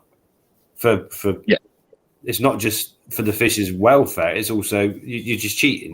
If you're going to start tattooing fish and cutting fish, and where do you draw the line? You're gone way crazy. If you see some of the fish that do get cut, like proper cut, some of the sankers. Some of the stuff you see on Facebook is absolutely ridiculous. I mean, there is a huge market for those fish, believe it or not, in Asia. They go crazy for them. They've got a difference. They've got perhaps a different outlook on animal welfare, animal whatever. Yeah, absolutely. They've got a completely different ethic, haven't they? Yeah. And it's not right or wrong. It's again, like I say, it's a fish. You could have it in your pond. The next day, knock it on the end and stick it on the barbecue. It's what. So you've got as a person have your opinion where you think things are, and the koi industry is built around creating coloured fish for someone's pond. And the more pretty those fish are, the more you can sell them for. I myself as a koi breeder, and every other koi breeder in Japan, I don't think they're going around animal welfare, and is not. You love koi, but it's not what you're doing. You don't want to see anything treated badly or whatever. But it's farming is in its whole essence is, in some respects borderline, isn't it? We are creating fish for cosmetic value, not necessarily the strength to live a natural life. It's right. Tancho's pretty much number one up there for cosmetics. Definitely. They do get cut, and they do recover, and they do go on.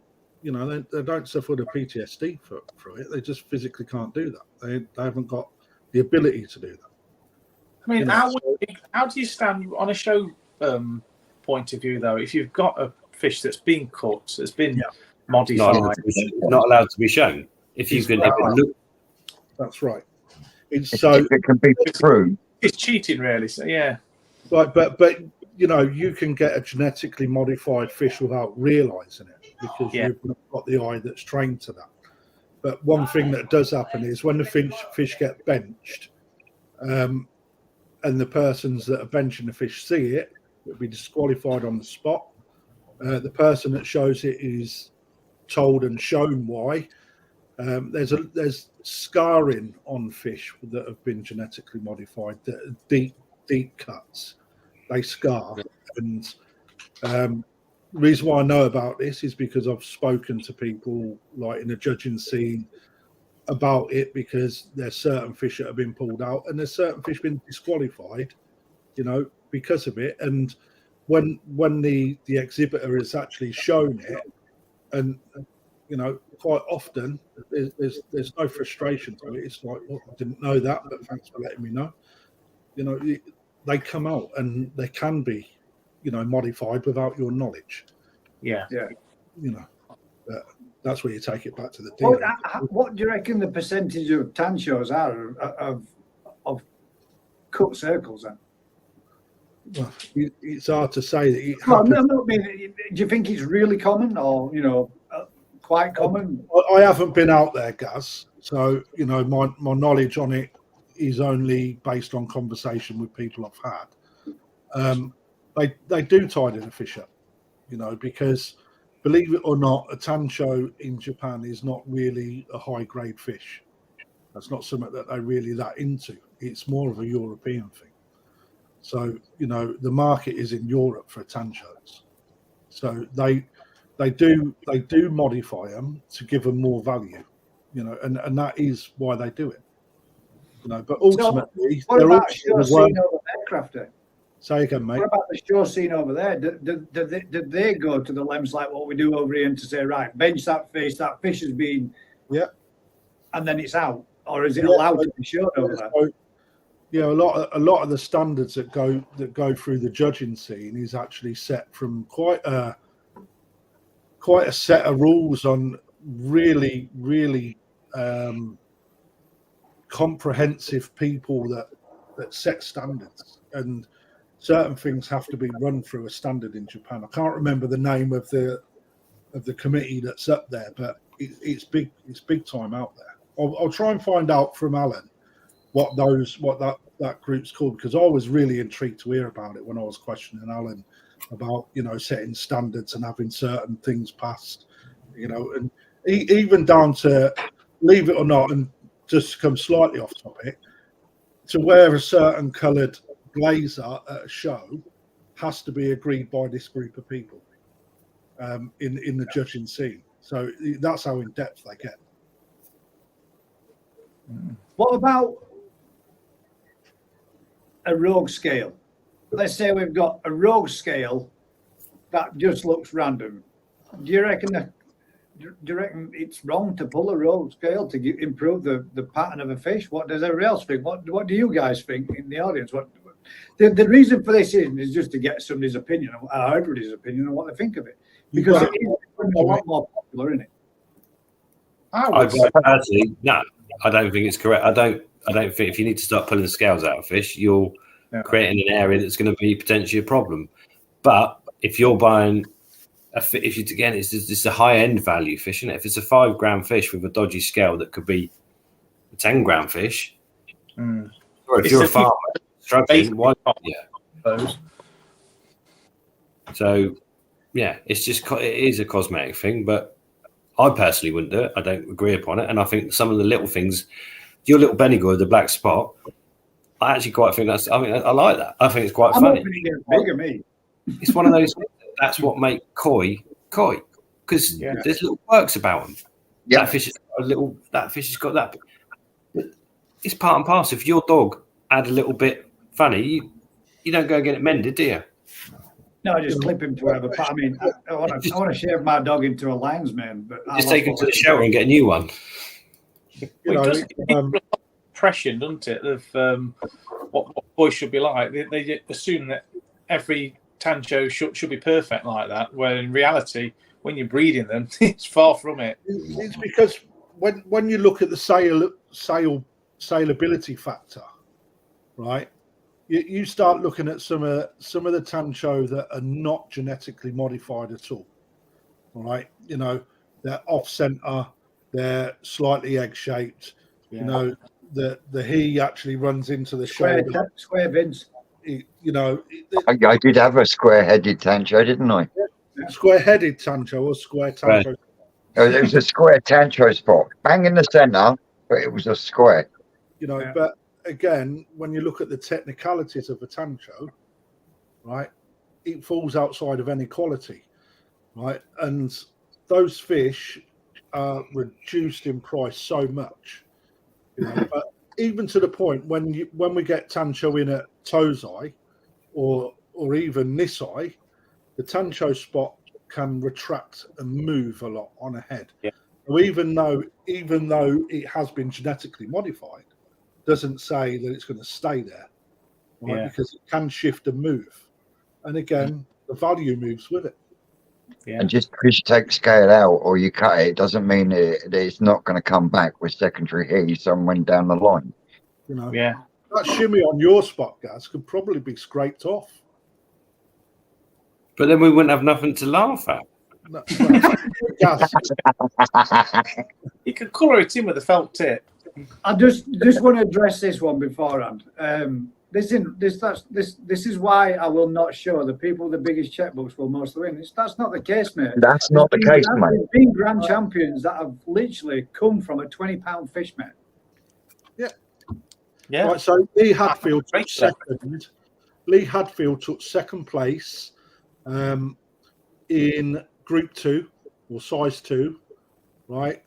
To the baby champion, he got second place to the baby champion with a gin shower, right? And he bought that fish for like 130 quid, right? I think what more ways is coming. The grand check, the big prizes.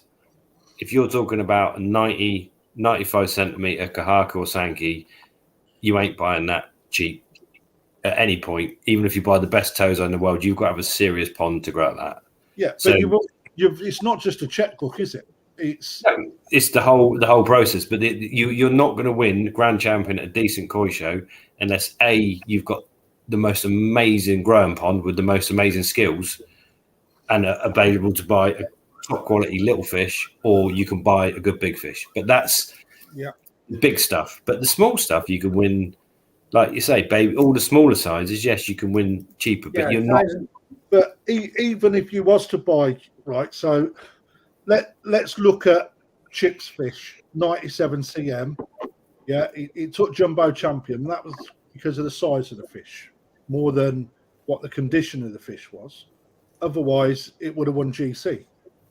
Right, so it doesn't matter even if you buy a big fish. There was another fish that was actually bought in, a Kahaku, and it was in the vat next to the GC. An absolute beautiful fish. But if you don't know how to condition your fish, you're not going to win shit anyway. No, yeah, but that's because that in itself is a whole different fucking skill level. It's an art, mate. Getting your fish conditioned, ready to be shipped out through a vat for 48 hours and still look like it was still in a pond. Yeah, Prime example, not there conditioned. were fish that spawned there but still did not lose any body at all. They still looked pristine even though they'd actually spawned. Yeah. They didn't lose no size, no mass, no nothing. They didn't look any different. Yeah. so the answer is you can win smaller sizes with cheaper fish if you Yeah. condition, if you've got the right skills. But to win the big prizes, to grow fish to best part of a metre long and look good is insanely hard. You ain't doing that in 2,000 gallons. You ain't doing that, you know, if you've No, got I mean, but that don't, just because you've got the capabilities of doing that, that doesn't make you a snob, or it doesn't make you a bad person for having. It would be nice, and the only reason why I'm saying is, like Dino said there, well said, Peter. But it's not the case, Peter, and it's not the case, Dino, because it has happened where smaller prized fish or smaller prize fish have taken prizes in shows. But to get to the level like Rick's talking about, yes, you do need to have these massive, great big ponds, fantastic filtration systems, and spending $6-7 grand on a fish in the first place to get it to that kind of spec and that kind of size. But just because someone's got that capabilities doesn't make them a bad person for doing it, does it?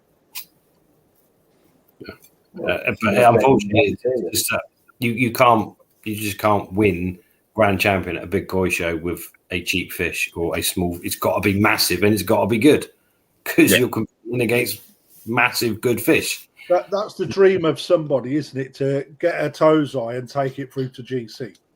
And it's possible. but and you've got to have some serious skills.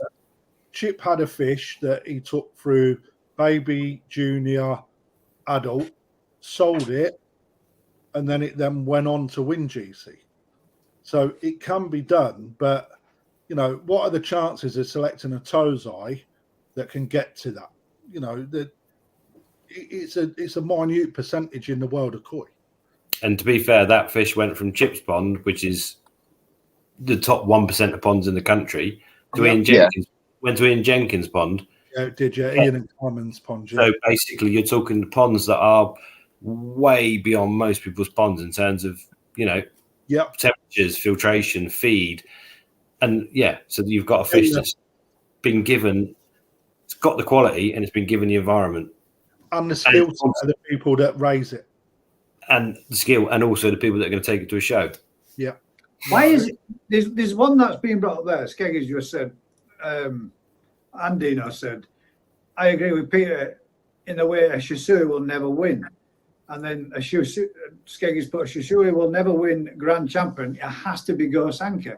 Why is it? It doesn't have to be, but there's no other variety that can get to that size and look that good. Yeah, it's got to be an absolute phenomenal fish to take the GC from a Gosanki. Well, the Japanese show last year was won. The Grand Champion was won by a Shuramuji. By where? Sorry. In Japan. The All Japan champion won the Shuramuji. There may have been a show in Japan where that took the GC title. Yeah, it did. All Japan. I'm not saying it's the big massive, but that in itself just shows that. All right, not in a massive big show, but a Shuramuji did definitely take it. It's on YouTube. Any koi can win a show. There's no great scheme about it. 1 meter, something like 1.60 meters. Huge. Yeah, but it's the volume in the fish that generally sets apart those marks that take the GC sometimes, you know, and then down to the technicalities of a pattern, because when you look at the GCs, the Gosankis are generally ones that have the best volume in the sizes, you know, and you can't say a size, you know, when you're looking at some of the 60 and 70 centimeter fish, that then they're not in the same category of those that are touching 80, 90. You just see a big leaf in volume and profile.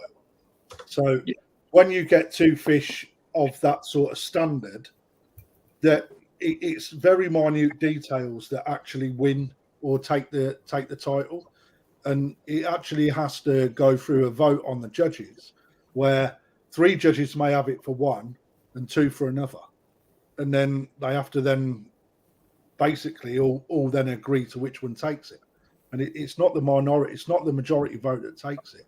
They have to then go away again to do more comparisons to then come back and agree it.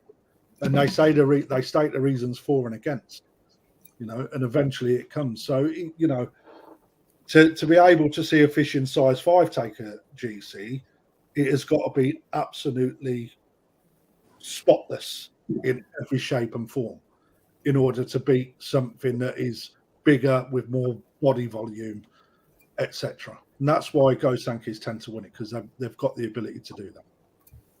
Well, they just look better. Honestly, have you ever been to a koi show where there's a 90 centimeter of any variety that's a patch on the Gosanki?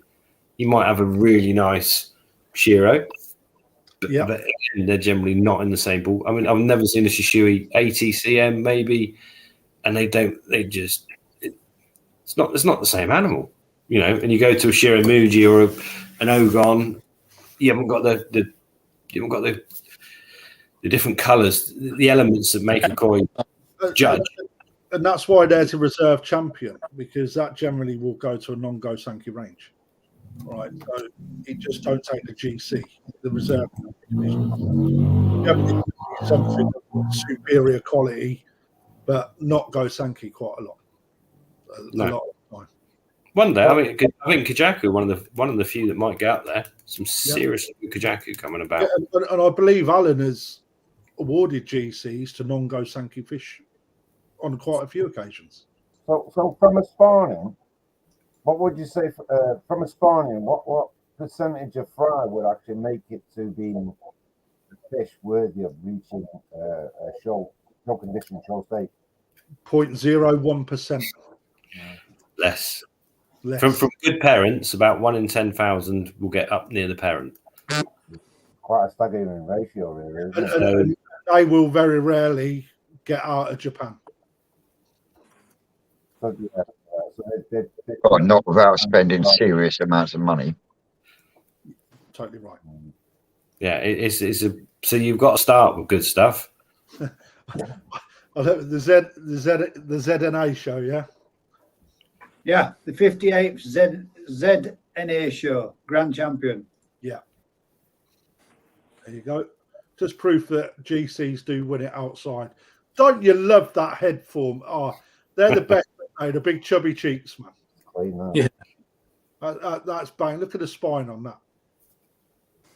Shuramuji does. That's what you could be doing with your Shuramujis. A fucking paddle on its tail, though. That was a Kahaku Tancho one point in its life. Chopped it off. Yeah, sanded its circle off. Look at that. That's one hell of a fish, isn't it? Fukurin's good, isn't it? Yeah. That's it. That's a good example of Fukurin right there. But what you're saying there is still surely a Shiramuji, all right? That has come from a Sankey spawning. That's a Sakai fish farm Sankey that's got no Sumi or no Benny left. So in reality, it's a fish that normally would be picked off. This is from just so you know, guys, if any of you are interested in watching it, this guy is from Coyson Ponds, and he actually tells you the breeder of this fish and everything, and goes into the genetic line of this breeding of this fish. It's a real good video, so check it out, guys. It's well worth having a look. There's another good channel, Japanese guy called Tai Carp, and he does some great videos on koi shows in Japan. So we've all got hope now. We can all do plain white koi. Come on, Daz. We've got this sorted. Yeah, it's quite amazing that weren't sucked up in the tube quite early on in its life, isn't it? Well, funny enough, out of Mikahaku Sport, I've only got one bloody Shiramuji this year. It's the biggest fish out the lot, but there's just one. But yeah, it's just fish of that size and quality is mental. What was that? Jack said, do you think the UK show scene could learn from the Japanese? No, yes, definitely. We always do. The Europe show, I disagree. If you're on about fish, I think that they're a little bit behind UK in Europe. Japan, everyone can learn from Japan. If you look at the way that they put their shows on, I think, yeah, the UK could potentially learn from that. But it's just never going to catch on because we've got a different way of doing business over Yeah, it. it did. The Yamabuki won something in Holland recently, didn't it? That will the Belgian.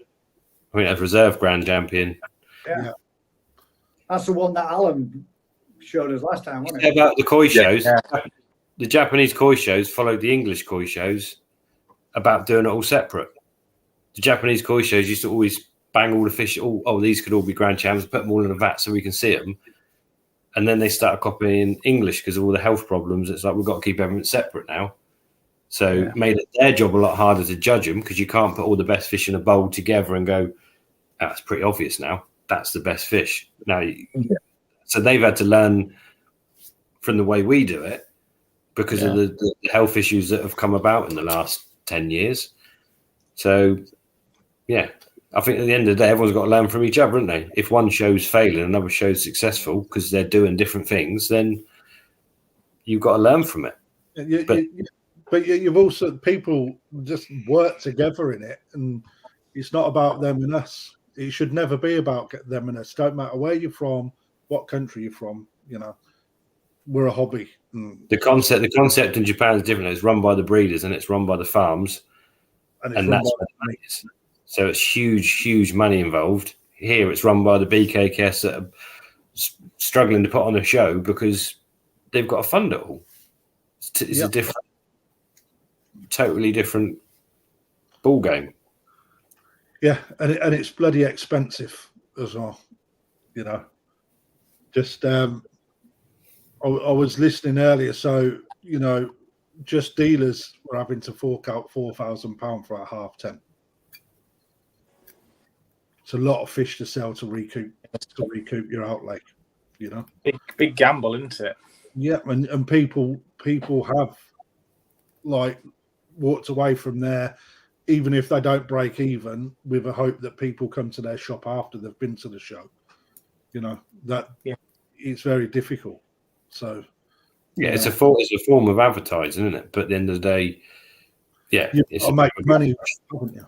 Better forms of advertising out there than that, though, isn't there? No, but there's not really. Is it? You know, when you're funding the biggest show in the UK, that honest to God, mate, the amount of money it costs just to put an advert in a book, you know, and you're hoping that the right people see it and come in. At least when you're there, you've got the right footfall, you know, coming in. And social media is far better reaching than that. I mean, and it doesn't cost anything. Social media. Yeah, but you're not selling nothing on social media. You're just selling your brand, and with the hope that people come in. You know, when you're actually at an event, you've got people there that can physically see and buy. You know, and that's where you have that physical one-to-one, and you build rapport, and you know, etc., etc. There's a lot more involved in it. You know, I won't go into it, but even just advertising Koi Talk magazine, it's big money. There's no guarantee you're going to get If Robin's in magazine goes to the same few thousand people that will either visit you or not. Yeah, that's the problem. Social media is great if you can get your voice out there, but actually it's quite tricky to get to the right people. Yeah. So there's no easy way of doing it. It's just like any business, a bit of everything. The one thing I can't get my head around with the UK shows is when you look at like the Japanese shows, they're all in the start. Most of them are at the start of the year when the koi are supposed to be looking at their best because they've had their growing, they've had their winter to rebuild, and yet we hold off shows in the middle of summer when they're in that growth period. Yeah, there's bigger reasons for this, and it's all about water temperature for a start. You know, going over here, over there, they can keep because it's breeders doing it, and they know where they're going. It's managed a lot better. Over here, you're going from ponds that are potentially 5 degrees to vats that are indoors where you can't actually get the water temperatures down enough to create that. And they've done winter shows. So I was talking to somebody about the winter shows, and the reasons why they're not brilliant over here is all down to not just getting people through the door because we're a miserable British lot and we don't like going out our houses in winter. It's actually to do with the fish health side of it. It's very difficult to get them into that stable environment. So this weekend at the British National, or at the National, water temperatures were real badly fluctuating, you know, and people taking their ponds fish back. There's a good chance that they've got quite highly stressed fish as a result of what happened at the show, so they're coming back to their own stable environment. And again, that's all about temperature fluctuations. It's really, you can't avoid it. What do you do? We live in England. Yeah, I have a red hot, freezing cold. In Japan, they're better. They're just better at all of that, and they you know, they have 50 foot of snow and still manage to drive to work in the morning. We have an inch of snow and everyone's snowed in. Do you know what I mean? It's just.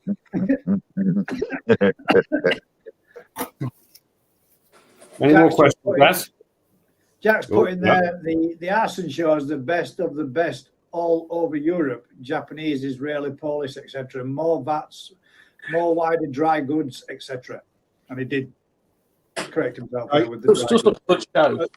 I had a chat about this extremely recently, and the quality of fish in Arson it's very good quality and almost on par with the British, but they're not there yet.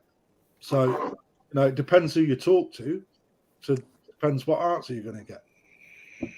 Well, that's same as out, isn't it? I mean, at the end of the day, you can Google anything and get 2 different answers, 3 different answers, 4 different answers. Opinions are like arseholes. Everybody's got one, haven't they, really? So But surely a show in Europe should, at the end of the day, if we're having a show in England, tiny little country, should be a certain size. Europe, if it's incorporating, it's in Belgium or Germany, whatever, it should be much bigger. It should be, but it's not, because Europe haven't been keeping fish. Why are they shipping fish from Poland to England? You've got all of Europe. Yeah, because the English market's much bigger than the European market. Yeah, it's that there is a reason for it. The English show was the best outside of Japan by a country mile. No longer, everywhere else is closing in. The English show's shrinking. Europe's growing. It's a growing market in Europe. The English market is probably ticked along the same for 30, 40 years. Yeah. But it's the same as America. American market's growing. The Asian market's blown up. It goes in spells around the world. But at the end of the day, the big shows in Europe in the next 5-10 years should be monster compared to what we're doing in this country. Had the best fish in it, whether it be from Poland or from Japan. Jack's Fats had some bloody good prizes. So it doesn't matter whether they're from Israel, Japan, Japanese. It's not about that. It's about how good the fish is in the vat on the day when it's judged. That's it. Yeah, it is. Yeah. And it all depends who brings them fish along to be judged. There's a lot of bloody fish in the UK that should be shown that never will be. Yeah. Yeah. But that would be the same sort of anywhere, wouldn't it, to some degree? But you've only got to look at Evo's stuff. Some of the ponds in Europe, it's just insane. There's a massive market out there growing, and it will be much bigger than the UK because you've got 10 times the population. You've got some seriously wealthy people out there that will spend the money. It's going to happen, isn't it? Yeah. Right, we've got one question from Gary Robson, which is a question which is going to aid him and help him. So I think if we not necessarily wrap up, but make this one being the last question of the night. It's 2 parts, but hi guys. First of all, thanks to the panel for the previous response. I asked a couple of weeks ago about a high nitrate. Alan chipped in to say, leave it alone and let nature take course. I'm glad to say that I did that for the last 3 weeks and trying water changes and cutting food back to no avail. And the nitrite has literally disappeared over the past couple of days. So his previous advice that he got was cock on. So his next question, given the interesting debate of a couple of weeks ago about bacteria introducing new fish and how we should quarantine them, how do you set up a quarantine? How do you deal with the brand new system? Do you put in existing pond media in so it's mature? How do you deal with the stress of the new system on new koi when trying to work out if it's clean or not, i.e. quarantine might cause issues or make you think they are? So how would you set up the ideal quarantine tank? What would you do to do it? And what would be the best practice to do so? Quarantine tank.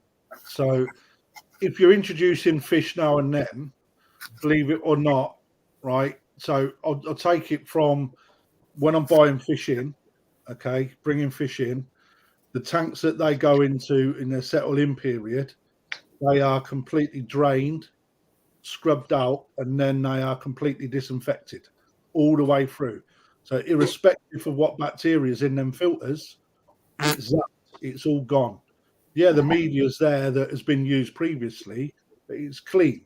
Then you refill the pond, you gas it, you leave it running. So that pond is pretty much a brand new pond for when they come in.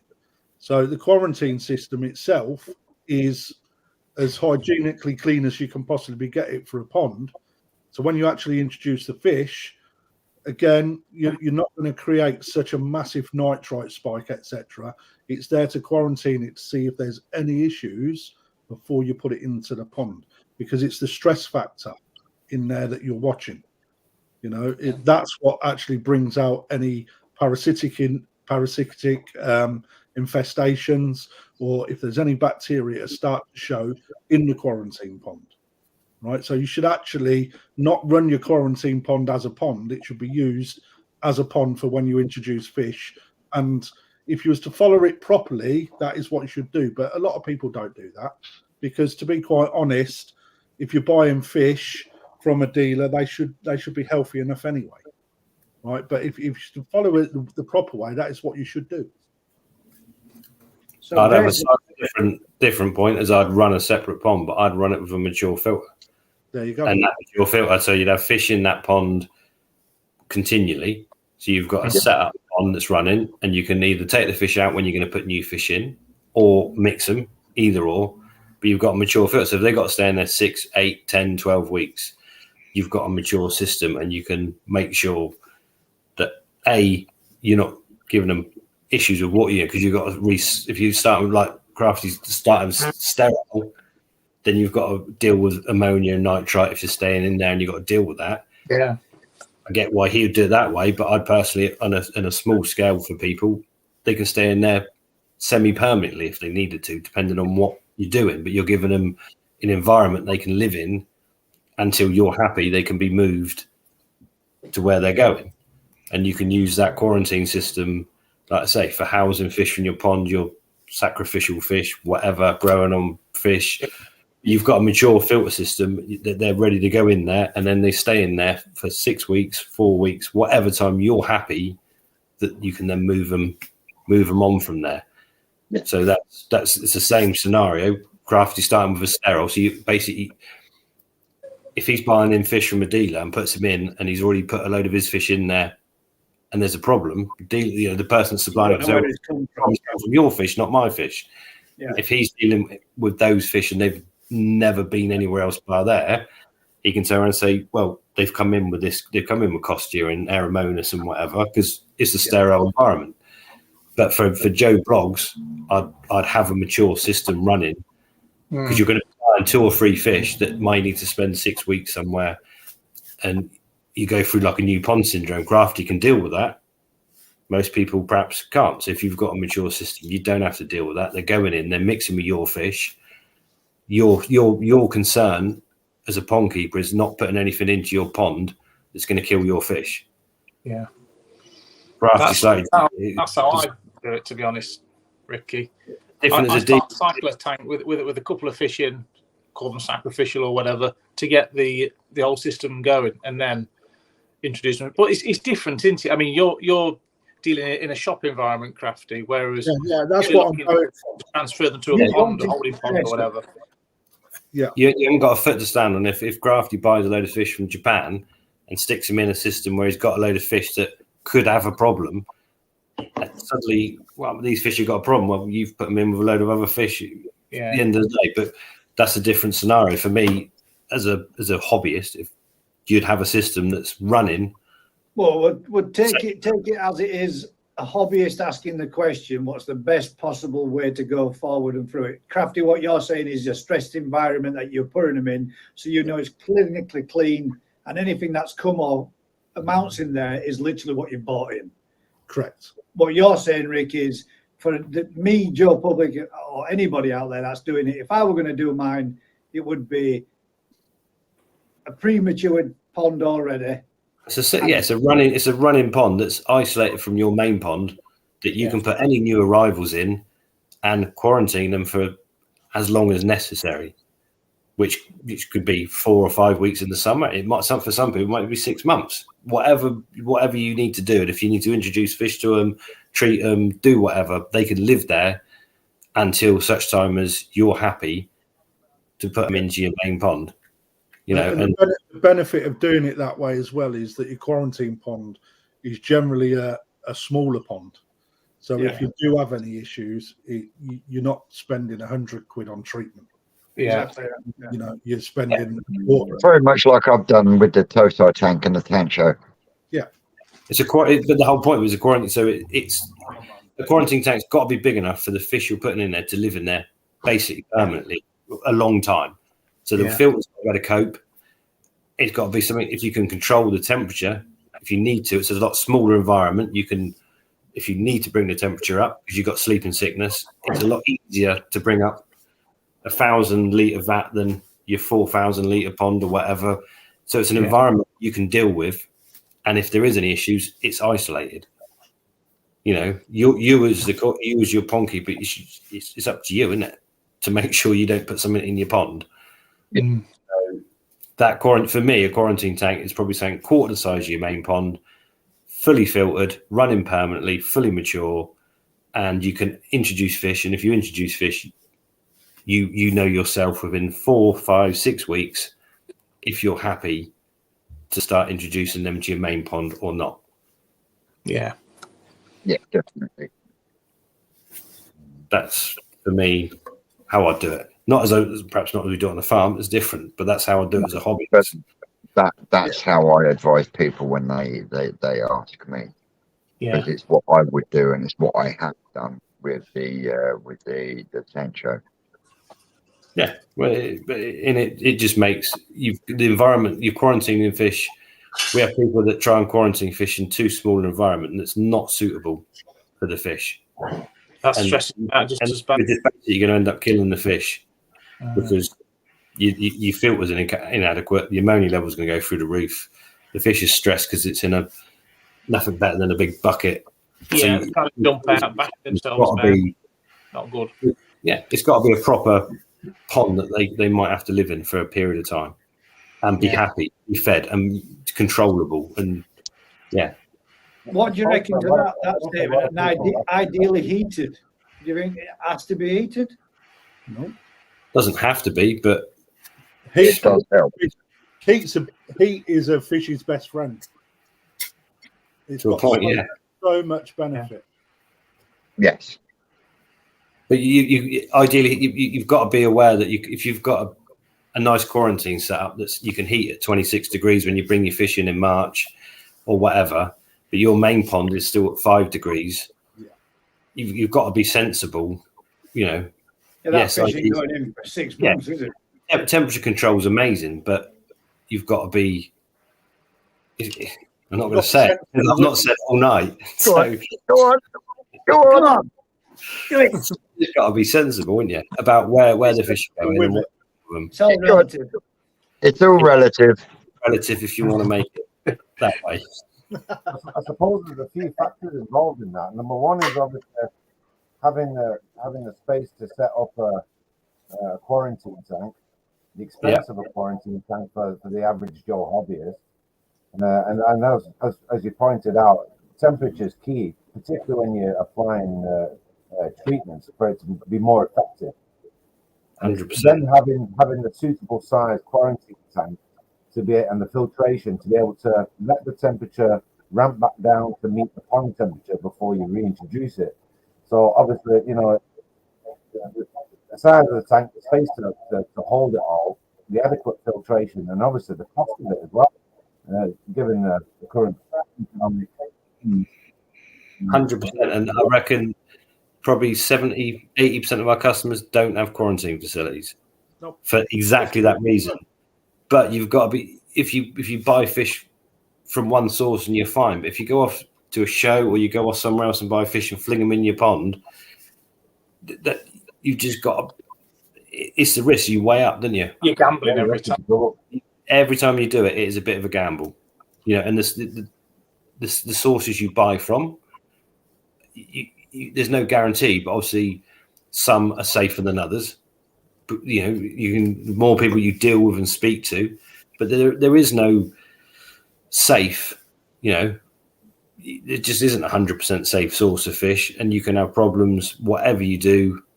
And some people have the most careful ever and have problems. Some people just throw fish in willy-nilly, don't they, Gaz, from everywhere? He's on your case tonight, boy, isn't he? You know, but the reality is, if you and I, Rick, doesn't it? You know, we see you then, mate. He's back again. It comes back to the likes of you and I. I mean, the quarantine thing if it's done properly in the UK, it should iron out those unnecessaries. It should. But there's still people still will pick up fish from the airport or wherever and sell them off the back of their car the next day, or it's just. Are you meaning knockoff Nigel? So, it's up to the dealers to heat ramp and stress the fish out and try to get the sleeping sickness. Generally you'll get sleeping sickness, dose the pond up, heat it up, and you'll recover your fish quickly. Or you actually bring out the KHV in a batch. Yeah, as we've seen recently. Yeah, Gary Gatwick down at, he's picked it up again. He put a post out. Yeah. But it's up to us to do that. Well, the last thing that anybody, it's the biggest stress I have is I just hope to bloody death it's never me that sends them fish out, because I'd be heartbroken to know that something's got out there and smashed the ponds like other people's stock to pieces, It would kill me. So as long as dealers are doing what they should be doing in order to create all of that quarantine procedure that they should be doing, then ultimately the only thing that anybody should be doing when they bring a fish from a dealer to their own pond is making sure they're not bringing a parasite into their pond. But again, it's almost impossible, because the stress event of putting a fish in a pond is big enough to create a parasitic outbreak anyway. As long as you're not introducing a bacteria into a pond that decimates your pond, hopefully if there is a bacteria outbreak by bringing it into a QT pond in your own establishment, i.e. your garden, then that safeguards your fish from being knocked out completely, because that can happen, and it does happen. And unfortunately, if you're not quarantining, you're putting your fish at risk every time that happens, every time you introduce a fish anyway. I've been through the KHV thing, and trust me, it's fucking soul destroying. Fucking scares the life out of me, mate. It's the one thing that I have like thoughts on him. Please, when I come in, please don't be. Every fucking morning when I lift them covers back, I'm like, please, and thank God for that. I look fine. Shit myself, because you just don't know what's around the corner. But that is livestock, and that's why someone like Gary, we've dealt with him for years, that everyone's go, he's got it, but he's got it in his quarantine. That's the place you're supposed to get it. That's why, it's hats off to him.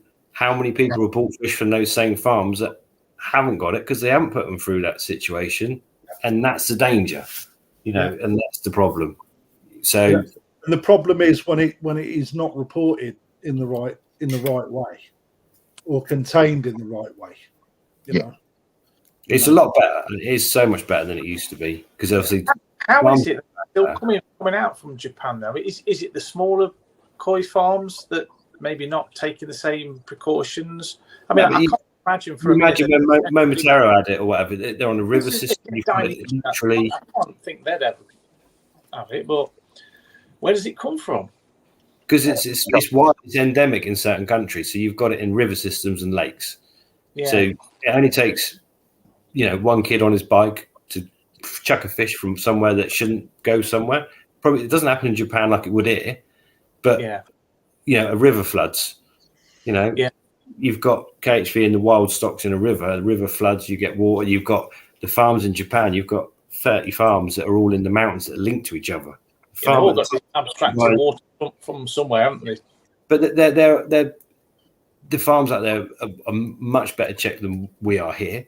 It's much bigger business out there, and it is. They've safeguarded themselves as much as they possibly can.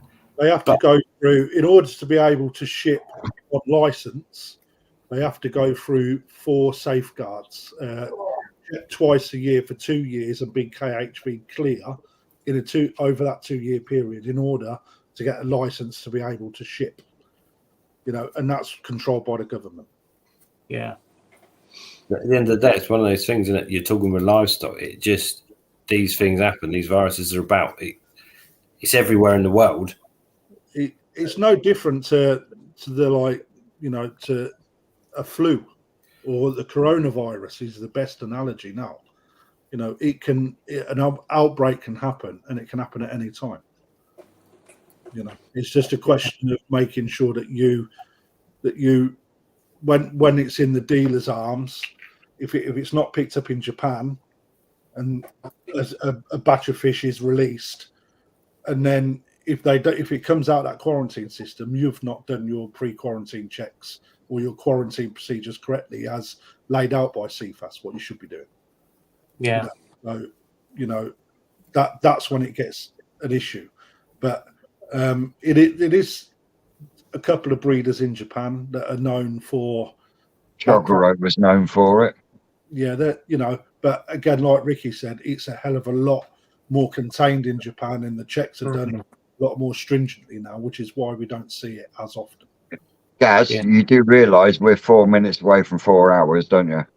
Jet in. We're going to do 4 more minutes, guys, and we smashed the Like I said, just Skeggy's comment. We've still got 61 people watching too, which is nuts. That's fucking awesome.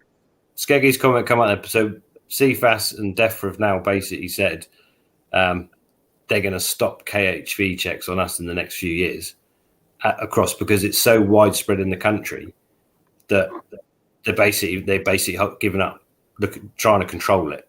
So in wild ponds, in fisheries, they're getting so many KHV positive checks through the summer that they've come. It's no longer notifiable. It's now endemic. It's now widespread, and a lot of that's come from, unfortunately, the koi industry have created that. Koi coming in 20 years ago, being dumped in ponds and rivers all over the place. Yeah, and going pond to pond selling. Yeah, and unfortunately, that's it's in all these carp fisheries, not because a lot of these carp fisheries brought fish in with KHV. Some of them have, to be fair. But the earliest one I remember was at Broadlands near us. And at the time, it was KHV. If KHV was found, we would just destroy all stock and disinfect your pond. And the first place... do, 10 years ago? Yeah, well, Broadlands was a long time ago, and they found it there, and it was linked to the river test. Yeah. And they're like, well, there's our whole protocol out the window. We can't disinfect your pond because you're part of the river test. Yeah. So we'll just do fish movements. We stop fish movements on your, and straight away they've sidestepped. If we got found with it, we would have been absolutely destroyed the entire farm. But because of the situation there, they couldn't do that. So, yeah. And it's gone to the point now that we're still being checked. But we won't be being checked in a couple of years, because it's just going to become another normal disease that's everywhere in the country. Yeah. Which is a shame for me. I think I don't think that's right. But it promotes bad practice, doesn't it, by not having those procedures in place? It lets people. Yeah. People get away with it. Yeah. I'd rather have it policed, and some people get away with it, than not policed and everyone gets away with it. Yeah. Yeah. Well, unfortunately, it's going to become non-policed. Yes, Andy. Thing is, it's down to the integrity of the breeder, or the breeder and the dealer, to ensure that they're doing them checks on quarantining fish before they release them, irrespective of whether it's an endemic or a pandemic or not, or whatever you want to call it. Yeah, definitely. But you always get that one or two dealers that is just about money in it. Those fish ain't right. Get shot of them quick. Yeah, absolutely right. And that's just. But I think that's a lot less. And again, I think this social media helps. Yeah. Once start selling crap fish and dodgy fish. Round fast. It's where the market gets around. Yeah. That guy. What's happening next week? Well, I shall tell you what's happening next week, mate. There are several people that are not all that too happy about it, but next week is going to be the koi appreciation. And the koi appreciation will be butterfly kois with a twist, as we are also going to have Aranda goldfish. No, it was fancy goldfish. An Aranda goldfish is a fancy goldfish. It's Miranda's just a lovely particular one that Pinky selected as her choice. So yeah, just- we're going to have to do appreciation on abominations.